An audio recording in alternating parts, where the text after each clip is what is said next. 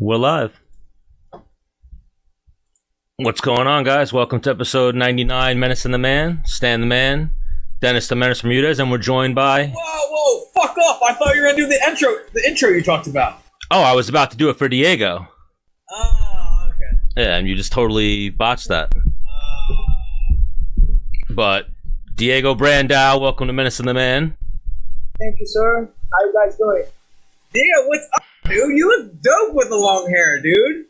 Thanks, bro. How you doing, Dennis? I'm trying to do it, you know? I did a transition from fighting to a real job, you know? It's not, the freedom's not the same, but money with what I'm doing is similar. Nice. That's great. That's great. I want to thank you for inviting me to participate. I'm very excited. I fucking miss you, dude. Yes, brother. It's been a long time, you know, the House Ultimate Fight is like, I still talk to you, Brian Caraway, Dodson, you know, I still going to Brian Caraway's house, you know, it's like, man, you guys phenomenal, you know? Thank you for making who I am, man. Is he still in Vegas, Brian Caraway? Yes, he's still in Vegas.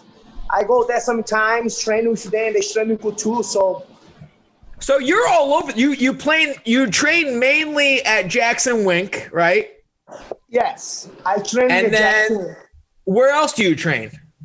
Normally, I like to go to Black House in Los Angeles because they have a couple Brazilian guys, and obviously because I feel miss to Brazil, sometimes I go by the ocean. I like to go to Los Angeles. Another gym I enter is Swimming Couture in Las Vegas, but the most of the time I train only here in Albuquerque, New Mexico with Coach Greg Jackson, with John, and the crowd. You live there, right? Yeah, I live here permanently. I have a house here. I live here permanently. I'm almost about 13 years already here living in Albuquerque, New Mexico. Since The Ultimate Fighter, right? Since The Ultimate Fighter. Before that, I was living here already with Donald Cerrone, you know, with Leonardo Garcias. That's how I met those guys. Right. And then, because I was talking to Stan earlier, I'm not 1,000% sure who gave you your black belt? Who gave my black belt is my coach from Brazil. His name is Júnior Cardoso. He's from Manaus. Right. Manaus. But since I come to America, I have this guy, his name is Rodrigo Pinheiro in San Antonio, Texas. So basically, I learned more jiu-jitsu with my coach in Brazil in Manaus. But in America time, I was training under Rodrigo Pinheiro. He's a Holy Gracie student. He's a world champion Brazilian jiu-jitsu. Also, he's from Manaus. So basically, this is the guy bringing me to America for the first time in 2001, 2000. So it's a big story. It's like I've been coming from Brazil. It's like this guy helping, this guy helping, this guy helping, this guy helping. You know, it's like I gotta be grateful to Cowboy, to Rodrigo, Pete Sprite, Coach Lincoln John, Greg Jackson. Those guys take care of me very well here, like a family. No joke. Yeah. And then so I'm wrong, Stan. I thought you got your black belt under Jacare Souza. Jacare. No, Jacare, we train in Brazil too. Before I come into America, I was training with him. Bibiano Fernandes, the champion for One Nation Chip. Jacare, we always train in Manaus. Before Jacare come to America too as well. Yeah, I was training with Jacare. So like my jiu-jitsu, I cannot say it's good because those guys phenomenal. I mean on the level, but for MMA, I think I train with Bibiano Fernandes, Fernando Vieira, Jacare, those guys, Demi Maia, all those guys is adapt to my game better for the game because it's different gi and in grappling, you know, Dennis, it's like you are fucking amazing fighting, Wesley. I know you as the guy is gonna be the strong guys in the house. I saw you. I don't know if you remember in the tryouts, we look each other in the eyes like this. We was doing exams, and I was like, this guy, man, this is gonna be the guy. I know because you was very calm, you was very strong, and I saw in your eyes, you go there to win the show. You know, you man, I don't wanna say too much, but. Well, no, it's so funny you say that, right? Because the show starts, we're in the house, and like, I'm like, dude, this guy is an animal. You're like, I'm not gonna lie, I was very afraid to fight you, and I think that made me fight better. And I've said this to Stan before. It's like, I'm sure you fought guys who are like, man, I don't know, this is gonna be a tough one for sure. And there's fights where you're like, I'm gonna go in there and kill this guy. Certain people fight different under certain circumstances. I think you actually fight better when you're like, I kill this guy. He can't touch me. Yeah, when I face guys good like you, Brian Carraway, like I think I prepare myself better. Instead, I fight one guy like maybe this guy knocked me out because I don't know. I think all my fights was war. Since from Brazil, it's like I was blue belt, fight all those black belts. It's like a committee, 3 fights one night. It's like, man, I learn fast, Dennis. That's what happened. I learn fast. It's like I walk in the Pantanal with a lot of crocodiles and I gotta survive out there. It's like, look at the house Ultimate Fighter. DJ de Lachado is a champion. You top 3 there for so long. Dodson's a top contender. Their house was the best house ever. Like, it's like it was good experience. I learned so much. And, what it is now, I'm in fight for ACA in Russia. I guess this is Russia. It's like, oh my God. It's like every time I go to Russia, it's like war. I got to prepare myself a lot. Those guys are fucking tough. Yeah, it's in Russia. I've been fighting Dagestan, then it's a lot in Dagestan. We have a lot of teammates here in the gym too from Dagestan, but my first fight in Dagestan after I left UFC, I was going nuts out there because I was fighting guy 22-0 and was the hell of my fight. It was a big test and I'm glad I did the helicopter and bar. This is how I dude, yeah, I was telling Stan about that. I'm like, dude, that was the sickest shit I fucking have ever seen. Thank you, Dennis. Thank you, bro. Thank you. It was like, what was that? That was like 3 years ago now, right? That was a couple years ago, right? Yeah, 3 years. Yeah, 3 years. 3 years. I think. Right? The bar was 2 years, 3 years. Yeah, 2 years. Yes. And now I'm in top 3 contender in Russia for ACA. I've been fighting, Dennis. I've been fighting there, but I don't want to complain. But I never ever have a fair fight in Russia. Like coming here, make weight, professional, bro. You don't understand. Nobody understands what I'm talking about. It's like you're going to fight in Russia. You better prepare yourself. It's like you fight. If you guys have watched the movie, it's my favorite movie I watched before going to the Russia. Rocky Balboa. That's the movie I watch because they do this to the same to me. My friends Barata, Rafael Barata is the head coach here from the Grace Barra here in New Mexico to the Great Jackson Academy. Bro, ask the guy, my friend, why we facing Dagestan? Like, wow, we have to be escorted by total soldiers because we was celebration there. The guys want to fight us after the fight. So it was a great experience for me too. But to my coaches here, they say, wow, Brandão, don't go there anymore, don't go there. So that's why when I go to Russia, you guys don't see Greg Jackson in my corner. You guys don't see Winkonjo because I don't want to invite my coaches to go out there because it's no place for my coaches. It's my coach is too good for that. So what I do, I hire all these Brazilian corners from Brazil, like guys from Menace, like a tough motherfuckers, like let's go.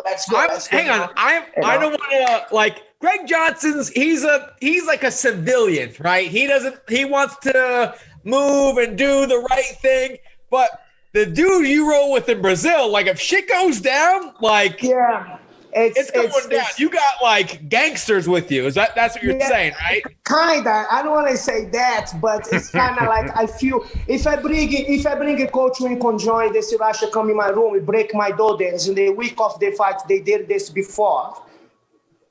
Man, coach, not too much. The money's not worth in my coach's life or something bad happens to my coach. I mean, he don't say nothing about the Russians. Guy, I love this motherfuckers. They making me go in another level, MMA fighting.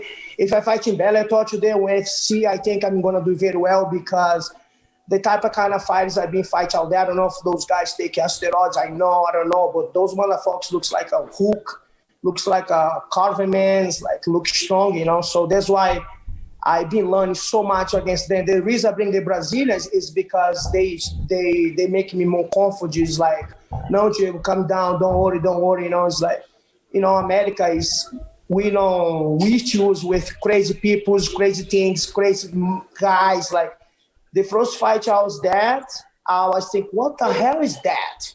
Oh my God, this is crazy. I just left from UFC, everything's good, buzz, hotel, nobody mess with you, everybody respect. No, in Russia, it's backwards.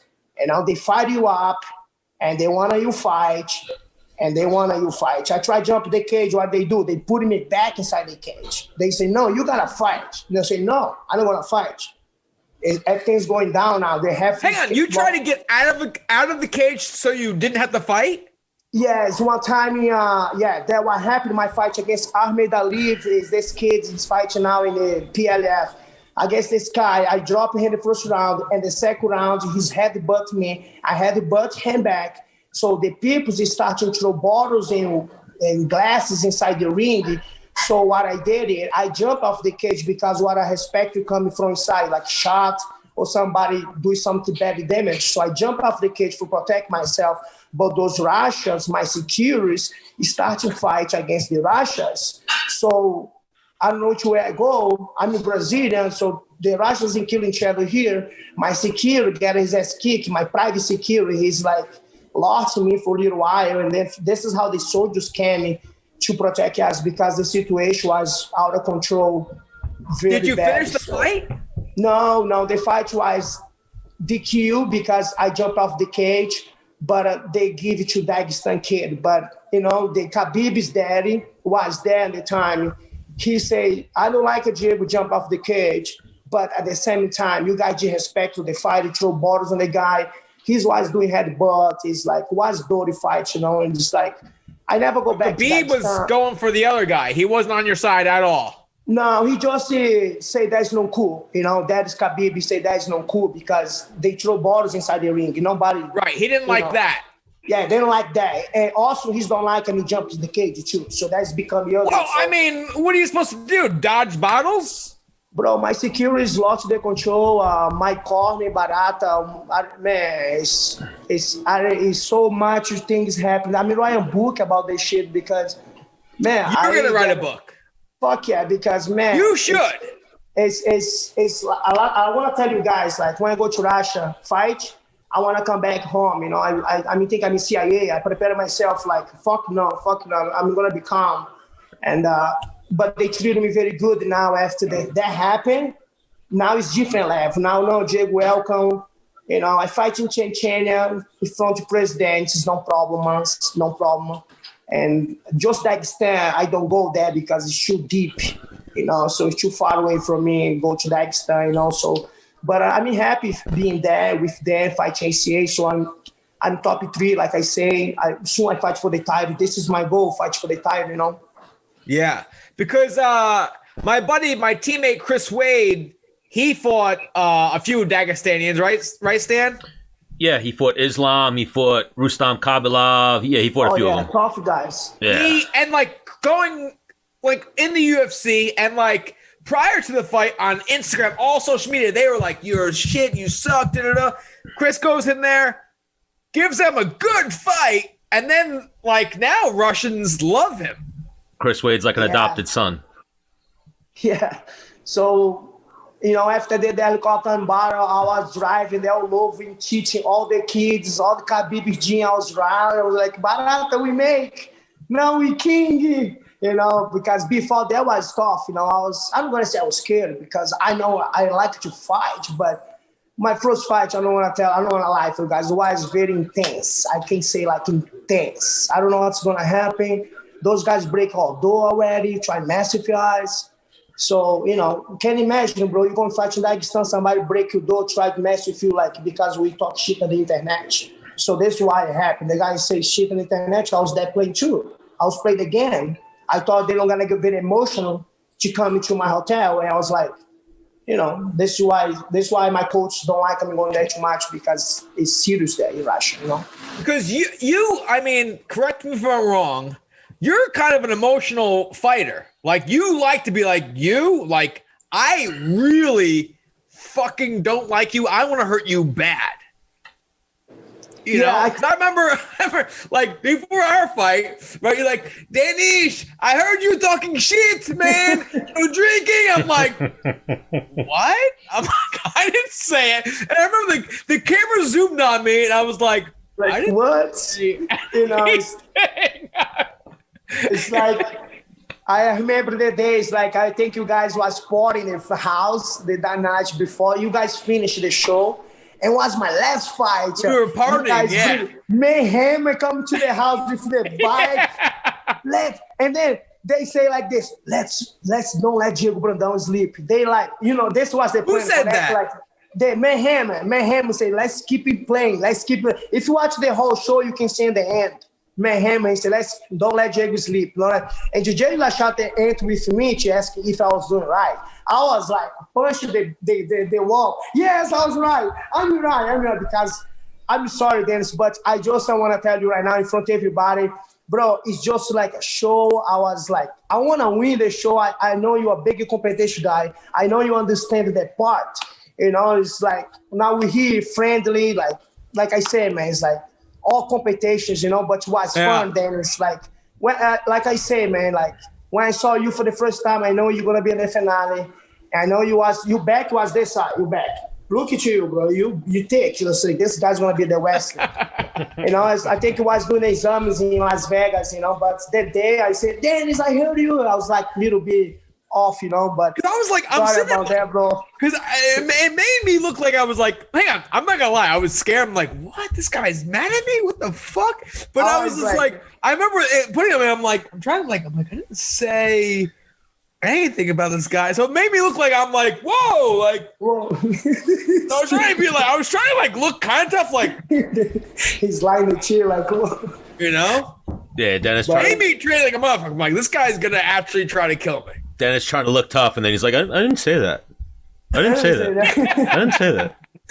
Dennis lies. Dennis, I know you want. Diego, remember after you finished Brian Caraway and like it was all done, you could eat whatever you want, drink whatever, like the relief. So I had gotten that same feeling the night before. So I was like, I'm gonna actually drink. I'm gonna fucking I know. You were still like.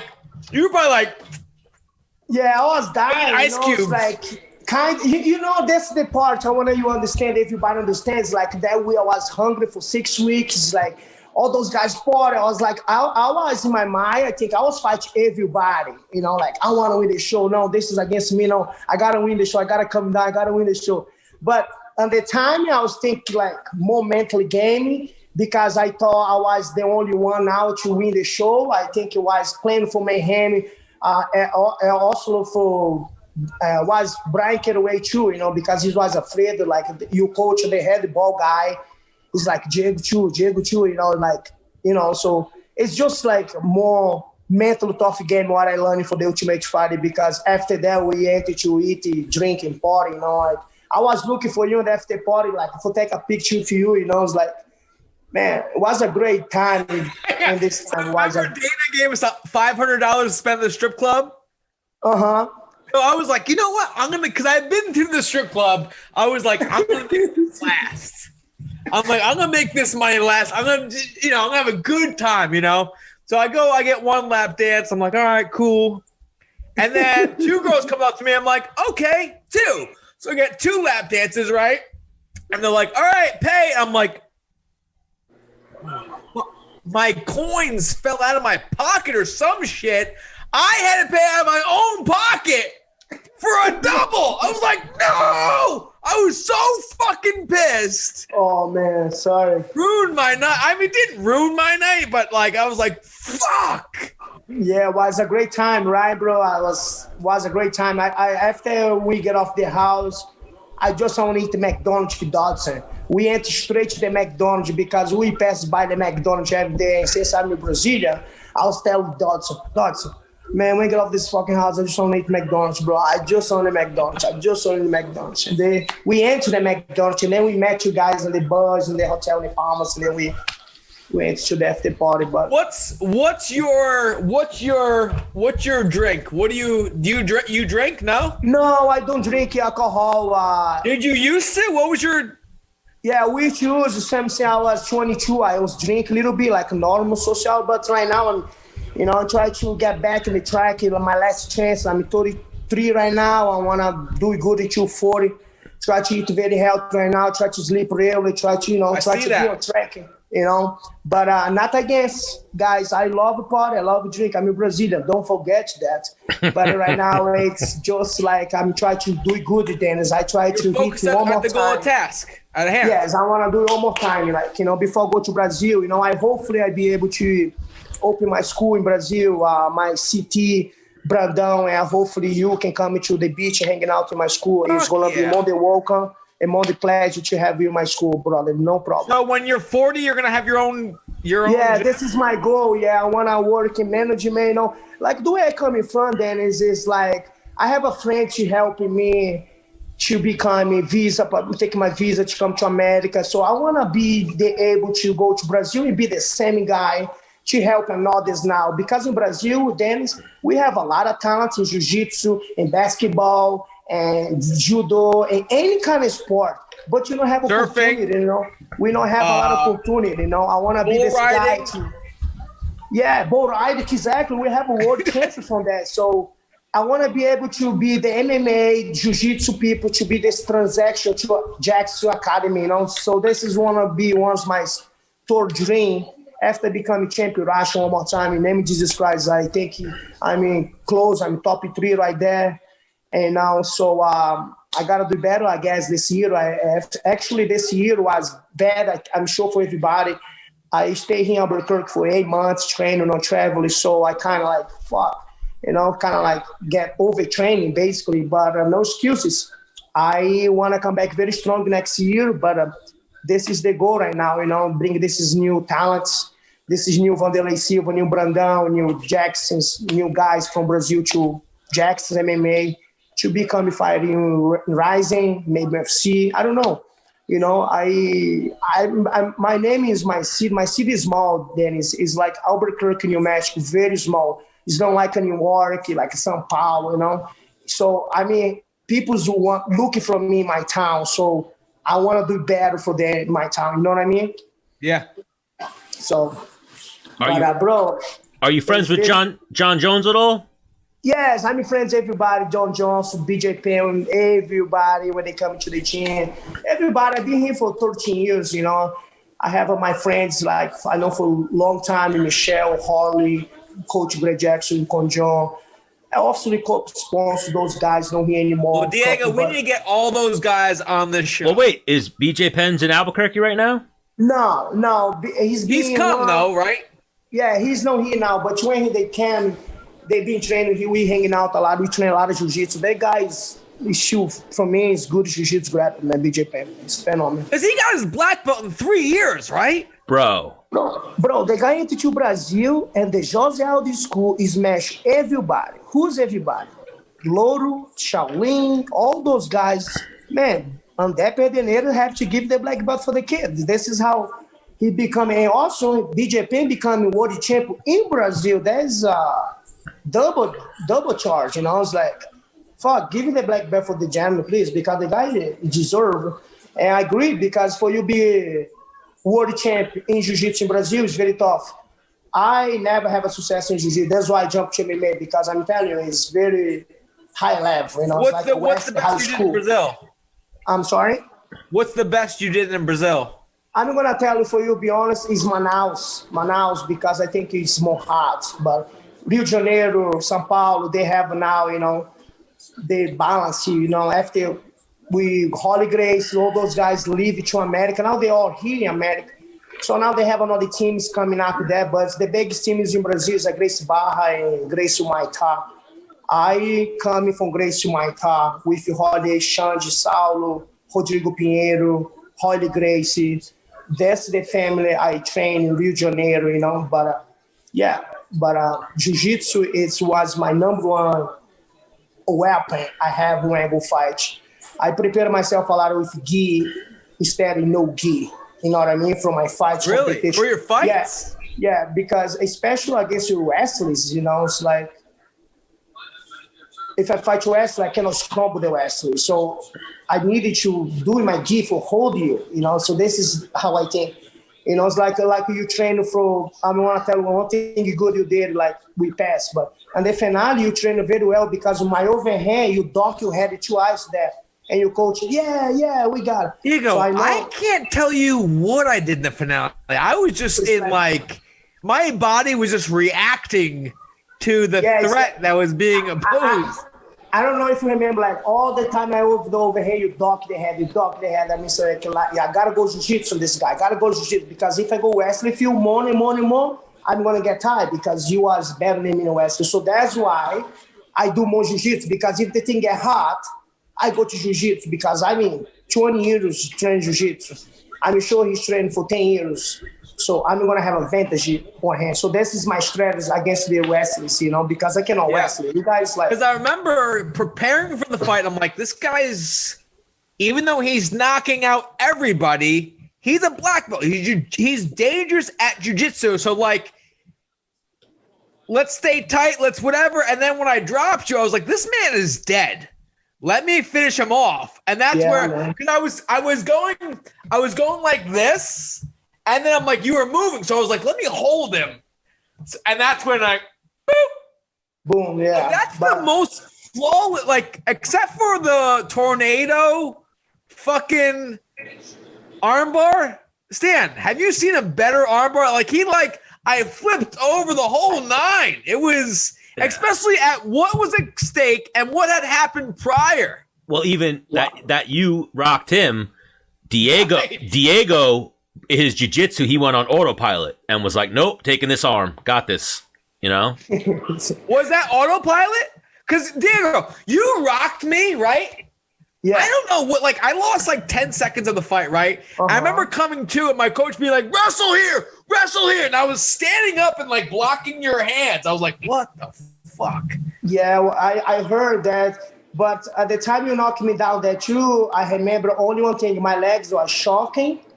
And I was here like, whoa. And then keeping punchy. If I'll be honest, in the name of Jesus Christ, my daughter's name, if you ask me how I do this armbar, how the details, I got to watch with you for breakdown. Because right now, I believe it was the moment, like automatic too, because it was super fast, super quick. What I'm trying to say, I cannot teach you that. It's just like on the moment that I think it was very hurt. Hang on. Was very hurt. After that, because I wanted to win that so bad. Because I never won anything. Like, I wrestled at a high level. I never actually won anything super big. So this was going to be, I was a good wrestler, but I never won like when it really mattered. You know what I'm saying? Mm-hmm. So this being something that really mattered, I was like, okay. And going in, I'm like, dude, this is... The internet was boring. They're like, Dennis doesn't stand a chance. He's gonna get fucking slapped. I'm like, oh. And also for be honest with you guys, everybody FC fans, I was like thinking to my coaches, I never ever wanna see Dennis Bermuda right now. No. We can fight somebody else, but no Dennis, coach. No, we gotta go leave Dennis because if he's good, he's gonna be on the top there. And you be there, bro. You top 3 forever for so long the time. So. You know, but congrats, bro. You make it too far too, bro. Well, no, you know, it doesn't matter the show. I paid attention. So, like, I was like, I will never get armbar again. And I never did. And so, like, off of, like, wrestling and, like, certain, like, if you post here, if you put your arm here, I'm going to pop here, hit a high crotch. It's just, like, in my brain. My hand was around your neck for too long. Like, yes. So, like, you don't even have to be home for that to be, like, his ass is in the air. His hand is on my chest or my neck in this area. And then, bang. Yeah, autopilot. His jiu-jitsu. His jiu-jitsu just went, do it. And Diego went, I should go for this? And they were like, yeah. And Diego, I've watched, again, like I told you, I watched that so many times. I don't know if I would do. I mean, yes, obviously watching it, knowing it, but like my body mechanics and everything I was doing, I don't know if I'd really do anything different. Yeah. The man's like, I just dropped him. He's kind of swiggling, you know. Kill, right? It's like for us, for me and Diego, that's naturals. Oh, he's down. Kill him. Yeah. It's no way to say like I shouldn't do this or do that. Yeah, like he just fell down like nothing. Let me walk over. Like no, like get him. Yeah, because I go to your leg and I feel like a flat. Like when I go to your leg, I lost I was like grog because my position was I landed by you and you like and Joe Logan. Oh, but this one's gonna finish the Brandao. That's I think I wake up a little bit by you hitting me. Yes. Yeah. In hindsight, there was too much time of trying to finish where I should have went like, all right, he's back. Yeah. You know? Was a good experience again. Diego, right? Yes, sir. Diego, it's arguably the best first round fight in UFC history. Well, for Diego, one of the best arm bars in UFC history, no doubt. Yeah.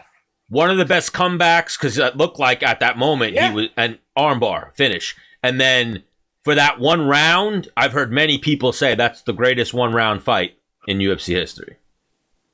Wow. Yeah, it was. I mean, I was like, the wound wasn't as bad. Like, yeah, you lost, but like, here's 40 grand. I'm like, He's all right. Yeah. Yeah, bro. And then even that season of Tough was, like you said earlier, the most stacked season of Tough.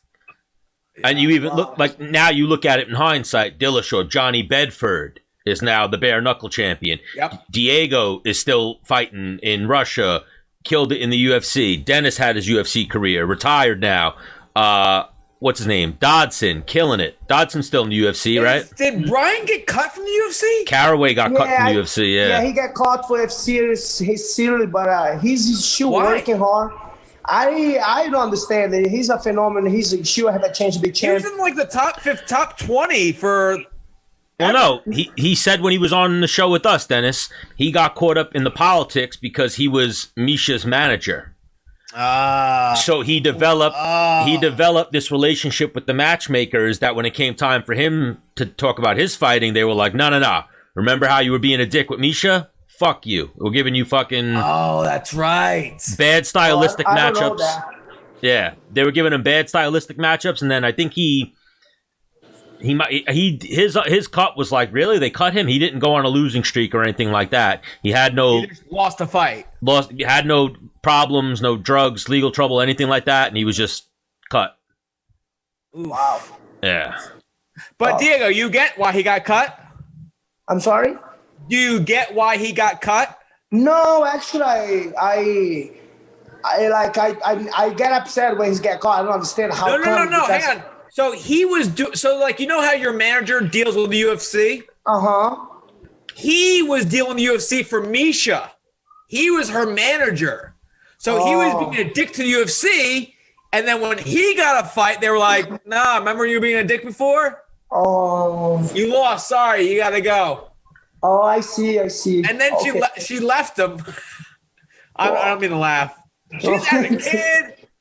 Man, I actually like, I feel so bad because what he saw was like, listen, this is obviously the bread and butter of this relationship. She's number 2 in the, was the champion. She's good looking.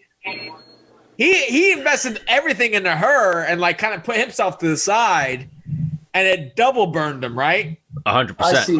UFC cut him. She left him. Yeah, 100%.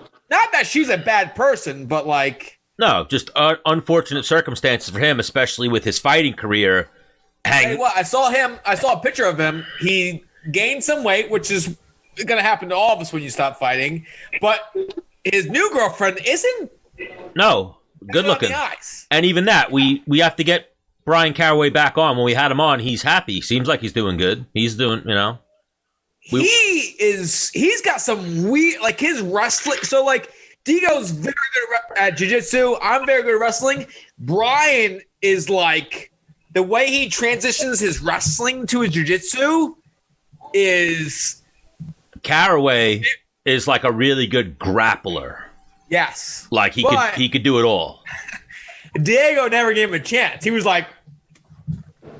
Oh, yeah. Diego didn't give a lot of people a chance. Watching that be like, do I really have to fight this guy? He just fucking... Like, that guy gives me a hard time. And he just fucking had him, like, drooling all over the octagon. Brian Caraway, it's I was watching him too because I have this friend, Fred Paixão. He's from Brazil. This guy is 3 times world champ and black belt in Brazil, very tough level. And Brian Caraway, submission is simple. Brian Caraway fights this kid. Submissions are simple. Submission, yeah. Brian Caraway submission, my friend Fred Paixão, 3 times world champ. What is that? What? Fred's supposed to submission Brian Caraway, no? But that's why I see, like, watch this guy too, because this guy have a good transition. He's have wrestling, jiu-jitsu, MMA, all together in one pack. Brian Caraway, he's like the you friends say, he has good grappling. I agree with you guys. And I was watching him because he's finishing my friends from Brazil in WEC very quick and guillotine, very fast. Yeah, and then he comes from alpha male too. So guillotine's his move. Yeah. Oh, yeah.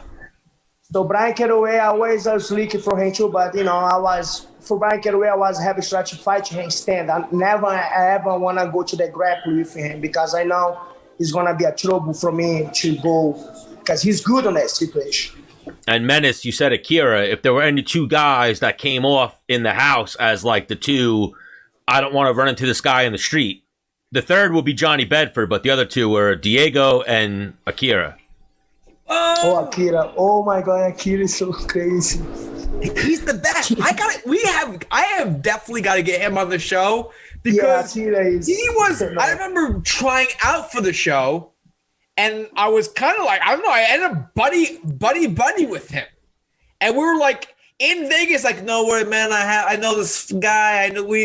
And he was like talking to a girl, like he was like, I'm like, dude, this guy's like a god. This guy is like, he's a woman, like he had like money. You know what I mean? Like, I think like the girl he was dating at the time, like owned like property, like her father owned property in like New York City, you know?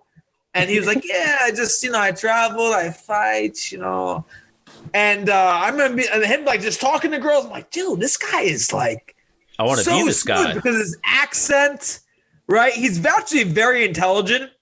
Yes. And his confidence, I'm like, dude, this guy is Akira.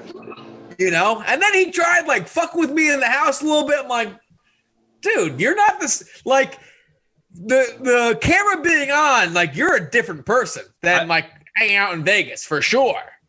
I feel like you've talked to Akira before, and you've played tag with Akira about coming on, so we got to revisit that. Yeah.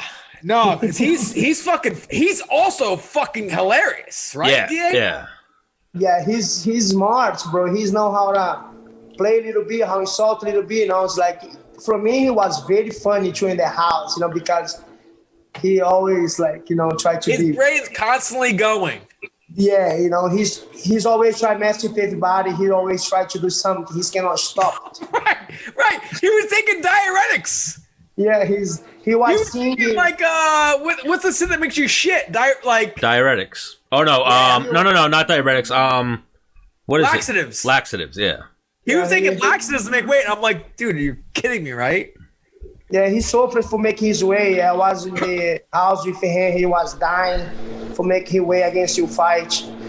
So it was crazy. I think he did pipe corner on the night before. And I think his body got shot down. He was born in the sound, like dying. Because I saw his highlights. That dude knocks people out, too. Yeah, he's a good guy. He's a good guy. I miss all you guys, to be honest, It was a good for me. I'm Brazilian, I see you guys on TV. Fight you, Dennis. You have UFC fight in Brazil. You have a lot of names. People know you, So Bro, You don't understand Dennis. how many people watch us finale in Brazil. It's like, What were we thinking, Dennis? That we tried to do a tough... Remember we tried to do like a tough 20 with the girls. Why don't we do tough 14? We could probably, right, Diego? You, we could probably Diego. get all the cast members in here for a show. We just shoot the shit. yes, bro. Yeah. That's awesome. That would be, right? None of us have to, because I remember the one thing I loved about our season was that there were like guys in the house that there's no chance you would ever have to fight. Like I remember like you, Akira, like you guys were on a separate team. So I'm like, yo, those guys are tier like 1, like and then there was like Siler and Brian Caraway, which like they were still in my weight class, but they were on my team, but like so I was a little like cooler with them, but like still was watching them. Like when I was training with them, like I didn't let them know that, yo, if it goes down, I'm gonna fuck you up. And then there was the 135 pounders that we would never have to fight, that you could totally let your guard down with. Caraway did the show at 45. Yes. Oh, okay. Yeah. Yeah. Because he dropped to 35 after that. Yeah. Right. Yeah. And did most of his work as a 35 pounder. Right. And then there's a lot of guys that came on the show as 35ers that were really 25 pounders. There was 3 of them, right? They had, what was their little name? The minis or whatever? In the house? It was Dodson, obviously. John Dodson. Who's that like Southern guy with the accent? I'm drawing a blank. He had a twin brother. And then there was Louis Gagnot. Remember those 3 125 pounders? The guy you're talking about who has a twin brother, he was good. I forget he was a country kid. Yeah, he was pretty good, but he fucked up his first fight. He like came out with like a flying knee, got taken down. And I remember watching a show where Bisbee was like, "We never talked about flying knee. Why the fuck are you throwing flying knees?" Yeah. Oh, I see. Oh, well, even Diego, you were on Team Bisping, right? Yes, I was in Team Bisbee. So before we get you out of here, do you have any fond memories of Michael Bisping? Man, Michael Bisbee, we become friends actually after the show. I was telling him like, I need a Brazilian flag. And he's like, I cannot get a Brazilian flag. And then I remember I stole his phone to call my girlfriend. And he's like, don't do this, don't do this. And then the ladies, I think they find out, but Bisbee say I was stolen, you know. But anyway, Bisbee show up in the silence fight with the Brazilian flag. Because he's always show up drunk in the morning, you know, because he's always on vacation, you know, of course, he's doing his job. But every morning he show up there, I'm going to train you. You're going to be trained. You're going to train. But my connection with him get very close after I come outside, because before Silo, he's like, don't do this. Don't go crazy. Don't do that. No, I say, no, I got to go fast. I got to punch first. No. That's why when my fight against Side start, I run in the cage and Bisbee put his hands, say, what are you doing? You know, but I'm glad it's going very well. But Bisbee, we after the ultimate fight, we went to the club, we eat dinner, went to the club, you know, he showed me Las Vegas, you know, because he's no more than me, but it was a great time with Bisbee in Las Vegas, actually. Okay, I like that. Because even you see what we're doing here, we're building bridges. Like you guys fought each other, former opponents, now you guys are laughing, having a good time about it. That's awesome, bro. That's awesome. That's a great... Yeah, we've had on a few... I follow all of Diego, every aspect. He's like one of the only people, I mean, not the only people, but like, I like Diego a lot. He's like a really good person. I get the hostility. I get it. I get the whole everything. It's just a mindset to be a champion. He's a killer. Thank you. Thank you, Dennis. I appreciate that, bro. It's like, you know, guys, it's like... Before we seriously let you go, what's next for Diego? What's your next fight? You got someone coming up soon, no? Yeah, I got a fight coming up in Russia for ACA against. They have this title fight now in December 15th. Felipe Flores and Murad Balev is a guys, one from Brazil, one from Russia. They fight for the title right now, so I'm gonna fight the Luis against this fight in March. You're fighting the loser of the title fight? Yeah, because they want to keep in testing me. I don't know why, Dennis. I knock them out. A lot of people's there already, but sounds like they want me keep around. I'm in top 3 for 1 year already. I win 2 fights. I still there. Like, it's nobody more to fight against me. So I fight all the best Russians. So now they have to put me fight for the starting. I mean, putting pressure there. My new contract they signed right now, I won the title fight because I want to come back to FC, bro. Come on, I fuck it up upside. I fight on the street against 3 guys try to rob me. This is exactly what happened. Whatever the news he said, I was in the club with my gun. Are you psycho? No, this is not true. What happened? I was in the club, have a good time, and 3 guys. What are you with John Jones? He likes to party. It's like I would have been with you for sure. I was there, have a good time by myself, and this is exactly what happened. I fight 3 guys in the street, so I get my ass fucked by the FC, so it's okay. Because right now I'm gonna show how good I am, how talented I am when I become a champion Russia. Time it takes time, for be honest with you, my brother Dennis, I want to be champion Russia. Russia is the key for me because it's big for me. When I become a champion Russia, I might be back to FC. I don't know, God in charge in my life. But what I want to really be champion Russia. This is what's next for Diego Brandao. And training. I train 8 hours a day, 6 hours a day when I'm tired. So I like it to be training like dude, all day. You are so fucking ripped. Every stand. Did you see a picture of this guy? Yeah. Oh my God. Vein in his stomach is visual. And another thing, then, is the Russians, because I've been fighting Russia all the time in my comments, because when I do the diet, they say I was doing a steroid. Thank you, guys. Keep thinking I've been doing steroids. When I come back to FC, you guys want to see what's up. Because this is my goal. I cannot fuck around with the shit. Because my diets, I do it. The new Jackson here, I see all of your stuff. You're taking, green drinks, constant vegetables, everything. It's like I want to do good, like I say for you. Like I have another Jacare, Bibiano Fernandes. How this guys becoming good fighters. They just drink water and eat everything, and training hard. So that is my diet. I eat everything, but I train 6 hours, 8 hours a day. I do sauna twice a day. It's like I like to be in the high level competition, just like in the high school days, when you start wrestling. It's like tough. That's why you guys is tough, because you guys build that base. So I build my base in concrete, fighting, working Brazilian concrete.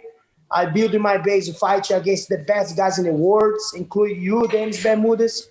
I learn it too fast, so I don't have too much school slowly, like amateur fights, competition jiu-jitsu. No, I just jump in right there, right now, boom, so I learn it fast, but that's what's next for me. 3 things. So we have another guest coming on soon. So 3 things. Hang on, Diego, we're not done with you. You see what we're about, what we're doing here. We have a good time. We're shooting the shit, right? Next time we have you on, I want to know about growing up in Brazil. Nice. I want to know about street fights. Yes, sir. And I want to know, and just a little more about fighting in Russia. Yes, sir. All right. So write down your little notes. So we get you back on here. We hit the ground running. And Yes, Diego, for the future, if we're in a strip club parking lot or anywhere, and anybody starts with Diego, Menace and the Man got your back, Diego. It would have been a 3-on-3. It would have been a 3-on-3. Yes, next time, that's why I run, the judges say, well, I'm going to let Diego continue his life because he's a goody boy. In America, it's now normal. 3 people against 1. Diego, you're a goody boy. Thank you, George. Thank you, Lord.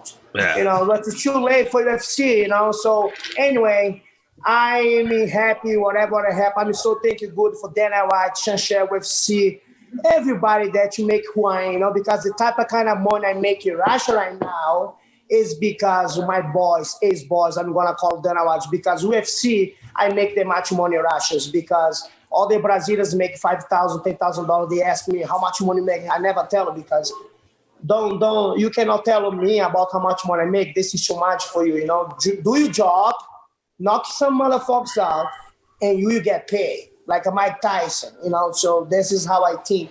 But I'm so grateful to UFC, Ultimate Fighting, everybody, because UFC, I have a big name in Brazil and big name in Russia, and also in Japan as well. Oh, for sure. Oh, man. And Diego, we'll get you on next month. Deal? Deal, brother. Thank you so much for having me here. I want to shout out to my coach, Greg Jacks, Lincoln John, and my coach, Lutrell, too. Sometimes he's helping me there in the corner, but I just want to be thankful to my peoples around me, Where can people find you on social media? Thank you. Diego Brandao UFC. I have 3 Facebooks, Diego Brandao, Diego Brandao 2, Diego Brandao 3. I have a fan page, Diego Brandao. And I also have my ACA Instagram is Diego Brandao ACA is a Russia. And, hit me up. My Twitter, Diego Brandao MMA as well. Oh, my man, sure. I can't wait to tune in. Thanks, Dennis. You're the man, Diego. Thank you for the time. We'll talk to you soon, brother. Love you, Diego. Thank you, guys. You're the best. Thank you, brother. Thank you. Take care. Take care. Big fan of that guy. Diego's a killer. Legit. I think he's like... We didn't ask him, but we should have. Have you killed a man? And even he mentioned... Let me grab another beer. He mentioned Lauro, but we didn't talk to him about Lauro. Yeah, you saw me go I told you he knew who he was. Yeah. Justin.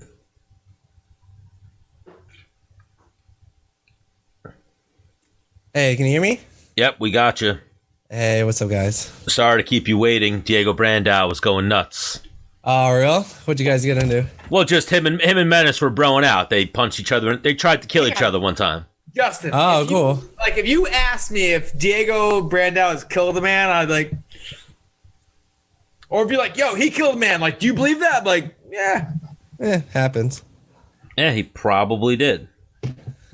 So where does KOSDFF, or is that what you would call it? KOSDFF? Yeah.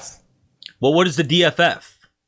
It was an acronym I had from a bunch of stuff I did in high school and college, and I just used that name because I wanted to own search results. So yeah, Stan the Man, Dennis the Menace Bermudez. I don't even know your name. I know your name is Justin. So what is it, Justin? Yeah, Justin. I just go by Justin. Well, yeah. What is your name to the world? Okay. Well, yeah, KOSDFF. KOSDFF. Yeah, I was going to say, do you want my full, my government name? KOSDFF? I only know you as Kos. It's KOSDFF. I want first, middle name, last name, social security. Oh, enough. I'm joking, but You're being wild. Welcome to the show, Kos. So talking about college. Thanks. Let's build up a little bit. Where were you born and raised? I was born in Texas, and then I was raised all over the place because my dad moved around a lot. Do you own guns? Yeah. Okay. I'm the Texas. I was like, where did that come? I was like, damn, did I leave one out behind me? I'm building a gun as we speak. I mean, not me personally. I got a guy building a gun. Oh, he's in Iraq. Even there, he was like, "Why? You don't own guns?" Like, yeah, I got a gun. I don't. What do you mean? From Texas. I recently got into shooting with my father. Recently though, so I didn't own a gun when I was living in Texas. But what do you got? And are we allowed to talk about this? I don't. Yeah, I don't care. Guys. You're not live on Twitch or anything, are you? No. Oh, okay, yeah. I mean, I have an AR-15. It's a BCM Recce 16 lightweight, and then I have a Draco made by Century Arms, and then I have which is that an AR as well? Or I'm so brand new to this shit. Well, no, it's not. An AR-15 is in an Armalite rifle 15. So no, the Draco is similar to the AK-47, but smaller. Okay. It's in a pistol configuration. So technically in the United States it's a pistol, but it shoots. And it has this outfit that goes around it. You pretty much put a pistol into this outfit. Do you know the gun I'm talking about? I've seen you could take a Glock and put it into this like fucking unit, if you will, that has a stock, a fucking gun, but considered a pistol because I actually know exactly what you're talking about because my grandfather, because he used to be in the military, gave my dad a whole bunch of them. And he just recently went on Amazon and ordered the butt stock for it. But no, a Draco is so sick. Yeah. It's in a lot of cool Call of Duties as well. But no, the Draco is just a smaller version of the AK-47 to make it the easiest. That's your second gun. Yeah, and then I have 4 pistols. I have a Beretta M9A3 or something. I forget. It's actually been a while since I looked into all this.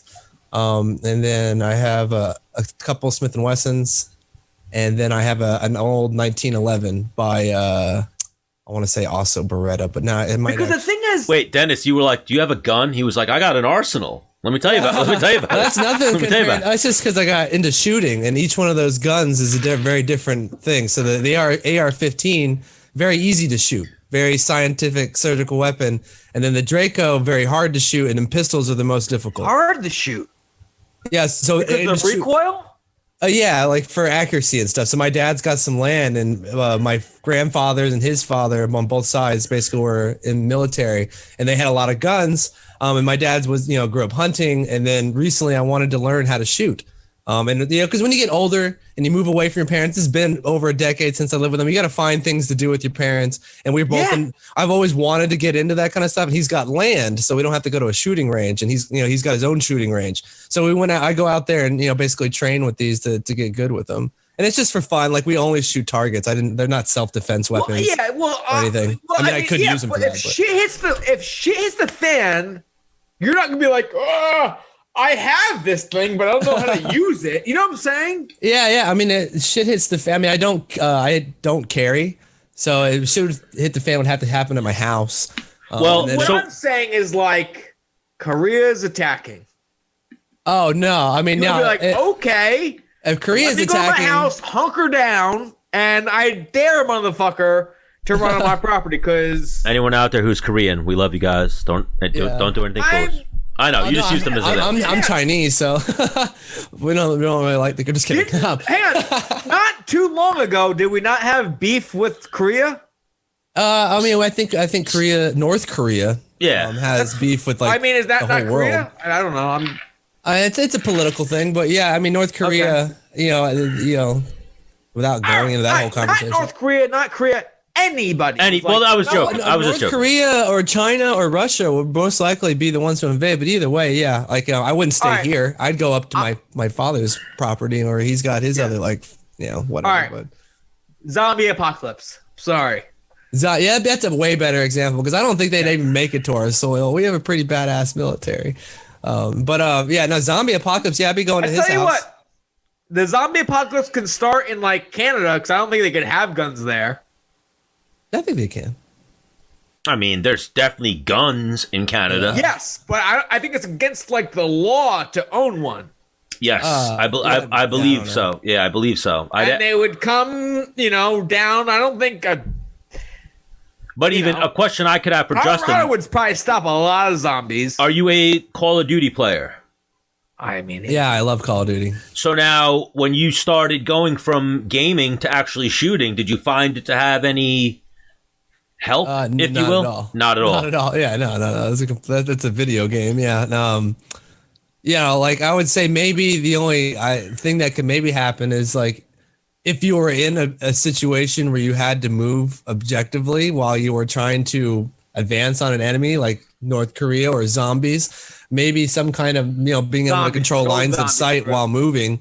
It's not something you maybe not know if you weren't playing video games. Like I wouldn't have figured that out going and shooting targets. But yeah, like crouching behind stuff and camping is probably a better way to go about. I mean, you're really stretching here, but yeah, like that would maybe be the only thing. That's almost like a meme in my head. It's like the first time a Call of Duty player goes like shooting, they like crouch down, get all prone. It's like, dude, it's your first shot.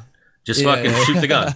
I mean, there is an art to it. Like I didn't, you can get better with it, just like anything physical. Or, it takes a lot of practice. I played with military dudes. I'm like, we're the same. Yeah.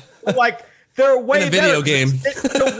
Like my younger brother, I don't think I like. Also, this could be the competitiveness in the military. Like what? In the military. Yes, he's in the Coast Guard, and like he got trained by like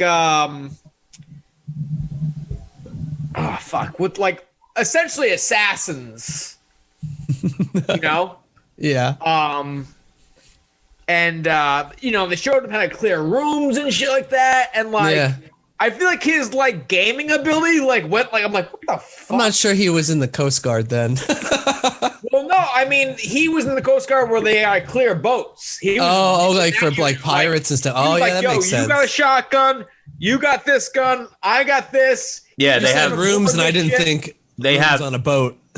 He's well, no, I mean when you get on these big yachts or these these submarines, like they got you got to clear them just like a room, you know. My grandfather and my father's father is a retired Coast Guard.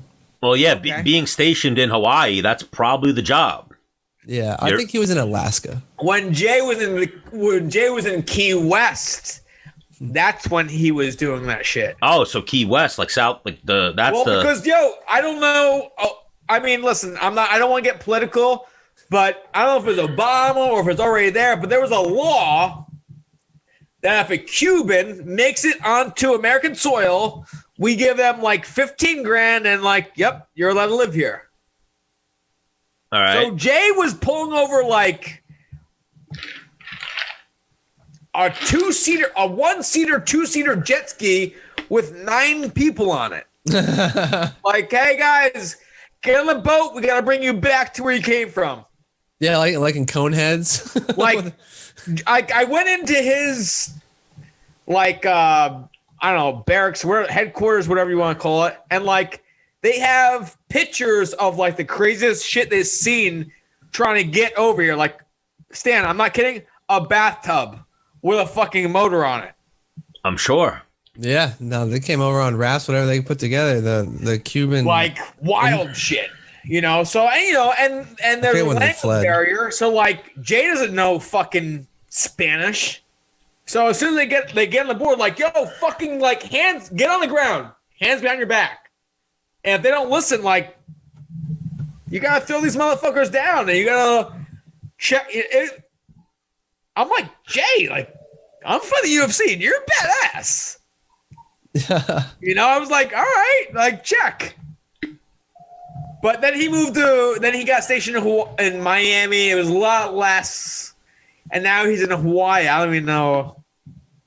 So I don't hear any of this same shit, you know. So well, so on to something else, Justin. How did you become? How did you become? You're going off on a weird. I don't know where you're going with that. I love my little brother. Sorry, I didn't mean to interrupt you. He's like, and then there's the guy, and he's my brother. I know exactly what you're talking about. It was when I forget the year, but there was a large influx of Cubans from Cuba when Castro expelled a whole lot of them, took over and took power. Yeah.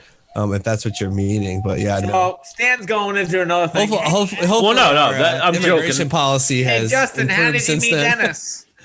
I met Dennis through G Fuel and Cliff. I believe. Don't flatter yourself, Dennis. I was going to say, how did you come to be the Kos that you are? Like, how did you get into becoming a professional streamer? Right? Okay.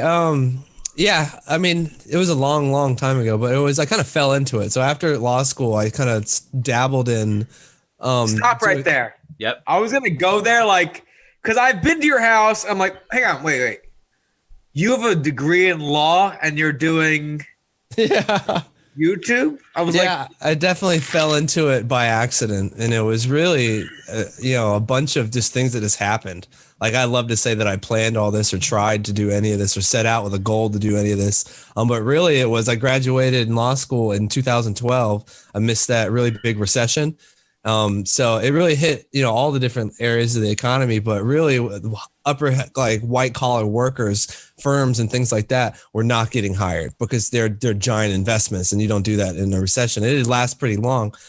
So to fill in the gaps and pay rent, and to be able to survive, I was delivering pizza and then also representing YouTubers, like as an agent, and really not even working with third parties, but really just coming in them and kind of explaining contracts, how to, position themselves to take advantage of the product they had. This is back when, although influencers were blowing up, no one really had a value attributed to them at all. Like some of these guys were getting sponsored for like $1,000, and I'd go in there and be like, all right, if I can get you 20, how about you let me keep 2?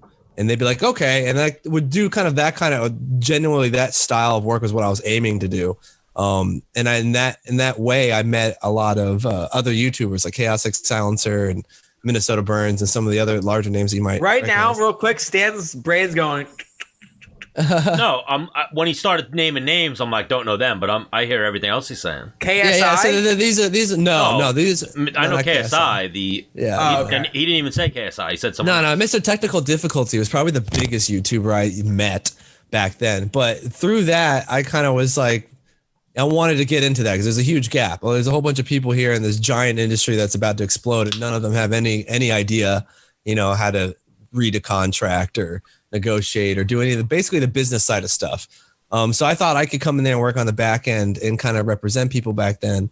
And this is something that was only being done by like 1 or 2 networks back then, because no one really thought that watching someone else play a video game was going to be a big thing. Any more than it already had, because it had already blown up at that point. But obviously, sky's the limit now that we see these guys making $2 or $3, $4 million a month playing video games and stuff like that. Insane to me. Yeah, it is insane. So I kind of saw a lot of that coming and wanted to get into that aspect of it. Especially because my friend had made me watch Entourage while we were in law school, and I thought Ari Gold's job was fucking dope. And he had a law degree too. So I was like, I didn't want to ever be a lawyer. I only went to law school because when the college ended, we were in that recession. No one was hiring, and I got a scholarship to go. And I was like, fuck it, let's go do that. Everyone who's on any board of any Fortune 500 company, they all have law degrees. It's like, it's the ticket to that, understanding the world, basically. All politicians, law degree goes very far. Yeah, if you understand the law, you understand everything. Like, it is literally how the world works. And it's not even so much understanding the law, because laws change. But if you study enough law in law school and things like that, or in practice, however, you eventually be able to think like the law, and allows you to predict the future, and you to be able to predict outcomes and predict things that could come to fruition, or how people interact with each other is all based on the law. So I just went there for that. But of course, I graduated in a downturn. And then somewhere around there, I started working with some other YouTubers who kind of gave me some opportunities. And I started to realize that their job was kind of cooler than mine. So I was like, I want to do some content as well. And then I kind of dabbled around that for fun. And then it blew up once I had started doing Call of Duty. And I didn't really kind of like mean for that to happen. I was kind of doing it as like a hobby, as something to do on the side, because I was already by then I had graduated, sold that agency, and then went to go work for Scuff Gaming. And that's right when I met a guy named Jimmy, or KOSDFF Silencer, who founded a company called Team Caliber, who he quickly put me in charge of. And then eventually I bought off of him. And then, that's just how I ended up. Like, it wasn't like, I feel like you skipped a whole bunch of shit. There was a lot of. How much can you buy a E-team off someone for? At the time when you bought it, I'm sure it was way cheaper than it is now. In the sense that he had already kind of gifted me a large part of the company because I was working for free. None of us, there was no money coming into the company. So you worked for equity. Yeah, in a very loose way. It was kind of like, really, we started this thing, and he realized very early on, because Jimmy's got a very like business mind of getting in and out and, making as much as he can, which is I've always admired about him. And I feel like he realized that this company was never going to make any money, because anything you make has to be reinvested. And it was going to be this large thing that could eat up all your time. And he had his own brand and his own companies to work on. He's got a family with like 7 kids, whereas I was a young kid straight out of school. Yeah, he married. I don't know the exact number. We make fun of it. He's got a lot of kids. Am I right, Stan? I think his wife has kids, and he has kids, and then they have one together. Right. Or there's those people that are like, nope, planned it. He has a responsibility, basically, whereas I had a little more time to just kind of throw myself into something. No kids, right? No kids. No, I don't have no kids. We might get into a little bit. Like, I'm jealous of this guy. I'm so jealous. I've been to their house. I look at behind him. He's got a fucking arcade. He's got every you can get all those at Walmart for like $300, dude. They're fucking dope. I love this company. So 300, 600, 900, okay, 400. You're sitting behind how many thousands of dollars of workout equipment? Oh, I thought he was going to say tubs of G Fuel. I was going to say tens of thousands. I know he gets some shits for free. Yeah, we get them for free. Tens of thousands. But yeah, no, at the time, I feel like, I bought the company in the sense as it was, he wanted out of it, and he kind of was more of a gift. And I only paid like $2,000 for it. It was the only $2,000 I had. Thankfully, that was the number he wanted. Wow, but it was more. It was more than. How old were you when you were like, okay, this is all I have? Well, I mean, I was in school till I was 27, and this happened when I was 29. So I've been broke for 90% of my life. Just at 29, Stan, hang on.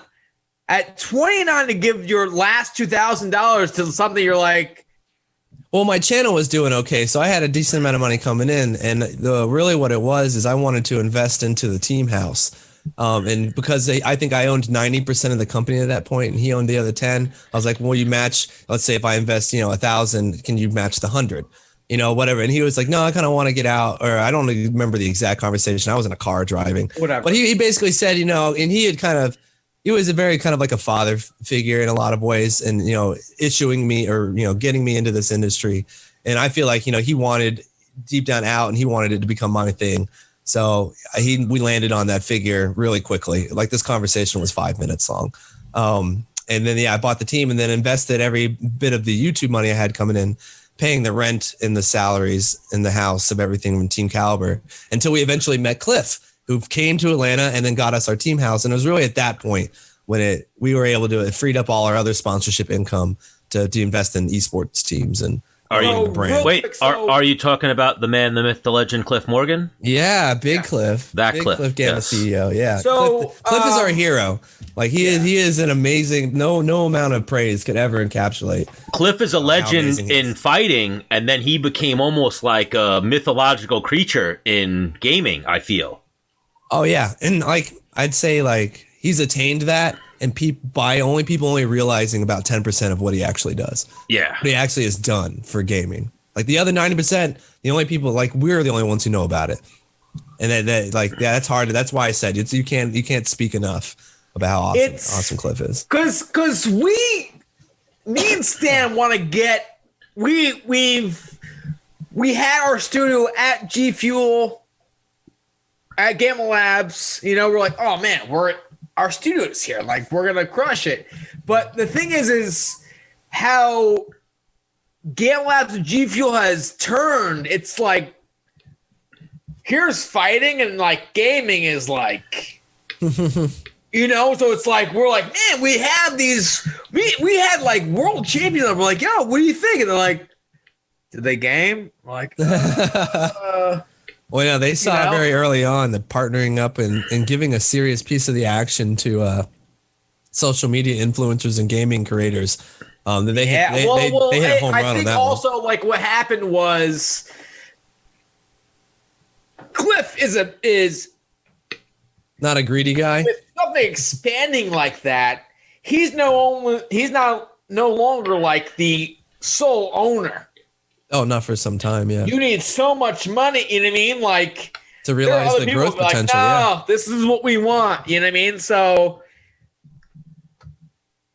now we're doing a studio at our houses. No, but not that. But like, I think me and Stan have it. We'll get back in. Well, even that space. They ran out. Lost. Well, no. What happened was G Fuel ran out of space for us. They're blowing up. They're blowing up. So obviously, rather than Cliff be like, we're going to buy a new building just so we have space for Menace and the Man. Yeah, man. Cliff is amazing. Cliff said to Dennis, like, listen, right now we have to turn that studio into offices. So we'll revisit this in the future.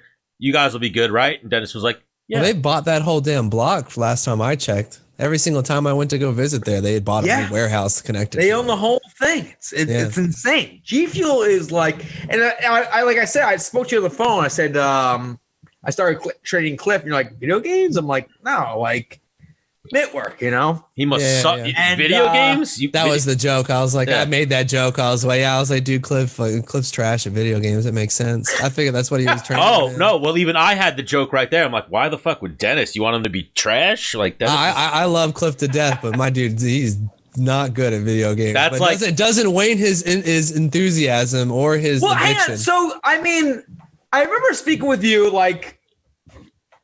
Wait though, how did you become this guy? That's like, so I'm getting like 3 kills a game. I started getting trained by Dennis, and now I'm getting like 3 still.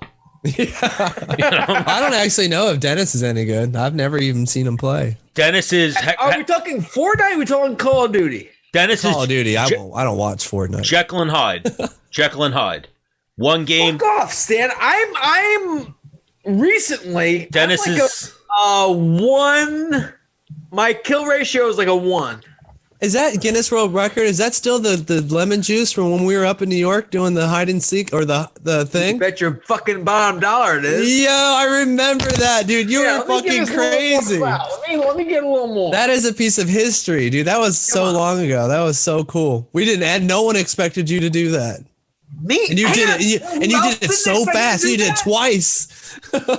he was the ringer. Forgot you were fucking there. Who was your partner? How are you gonna forget I was fucking him? Him was there. Yeah, I can't believe. Holy How did you forget I was there? Oh, I know why. Yeah, he had. You were with Brittany Palmer or something as your partner. Of course, no one else existed besides her. That makes sense. There was a bunch of people there. Dude, my best part of that whole thing. The Guinness World Book of Records was there, if you remember them. Who's that? Exactly. say, I didn't hear you. Sorry, I was talking.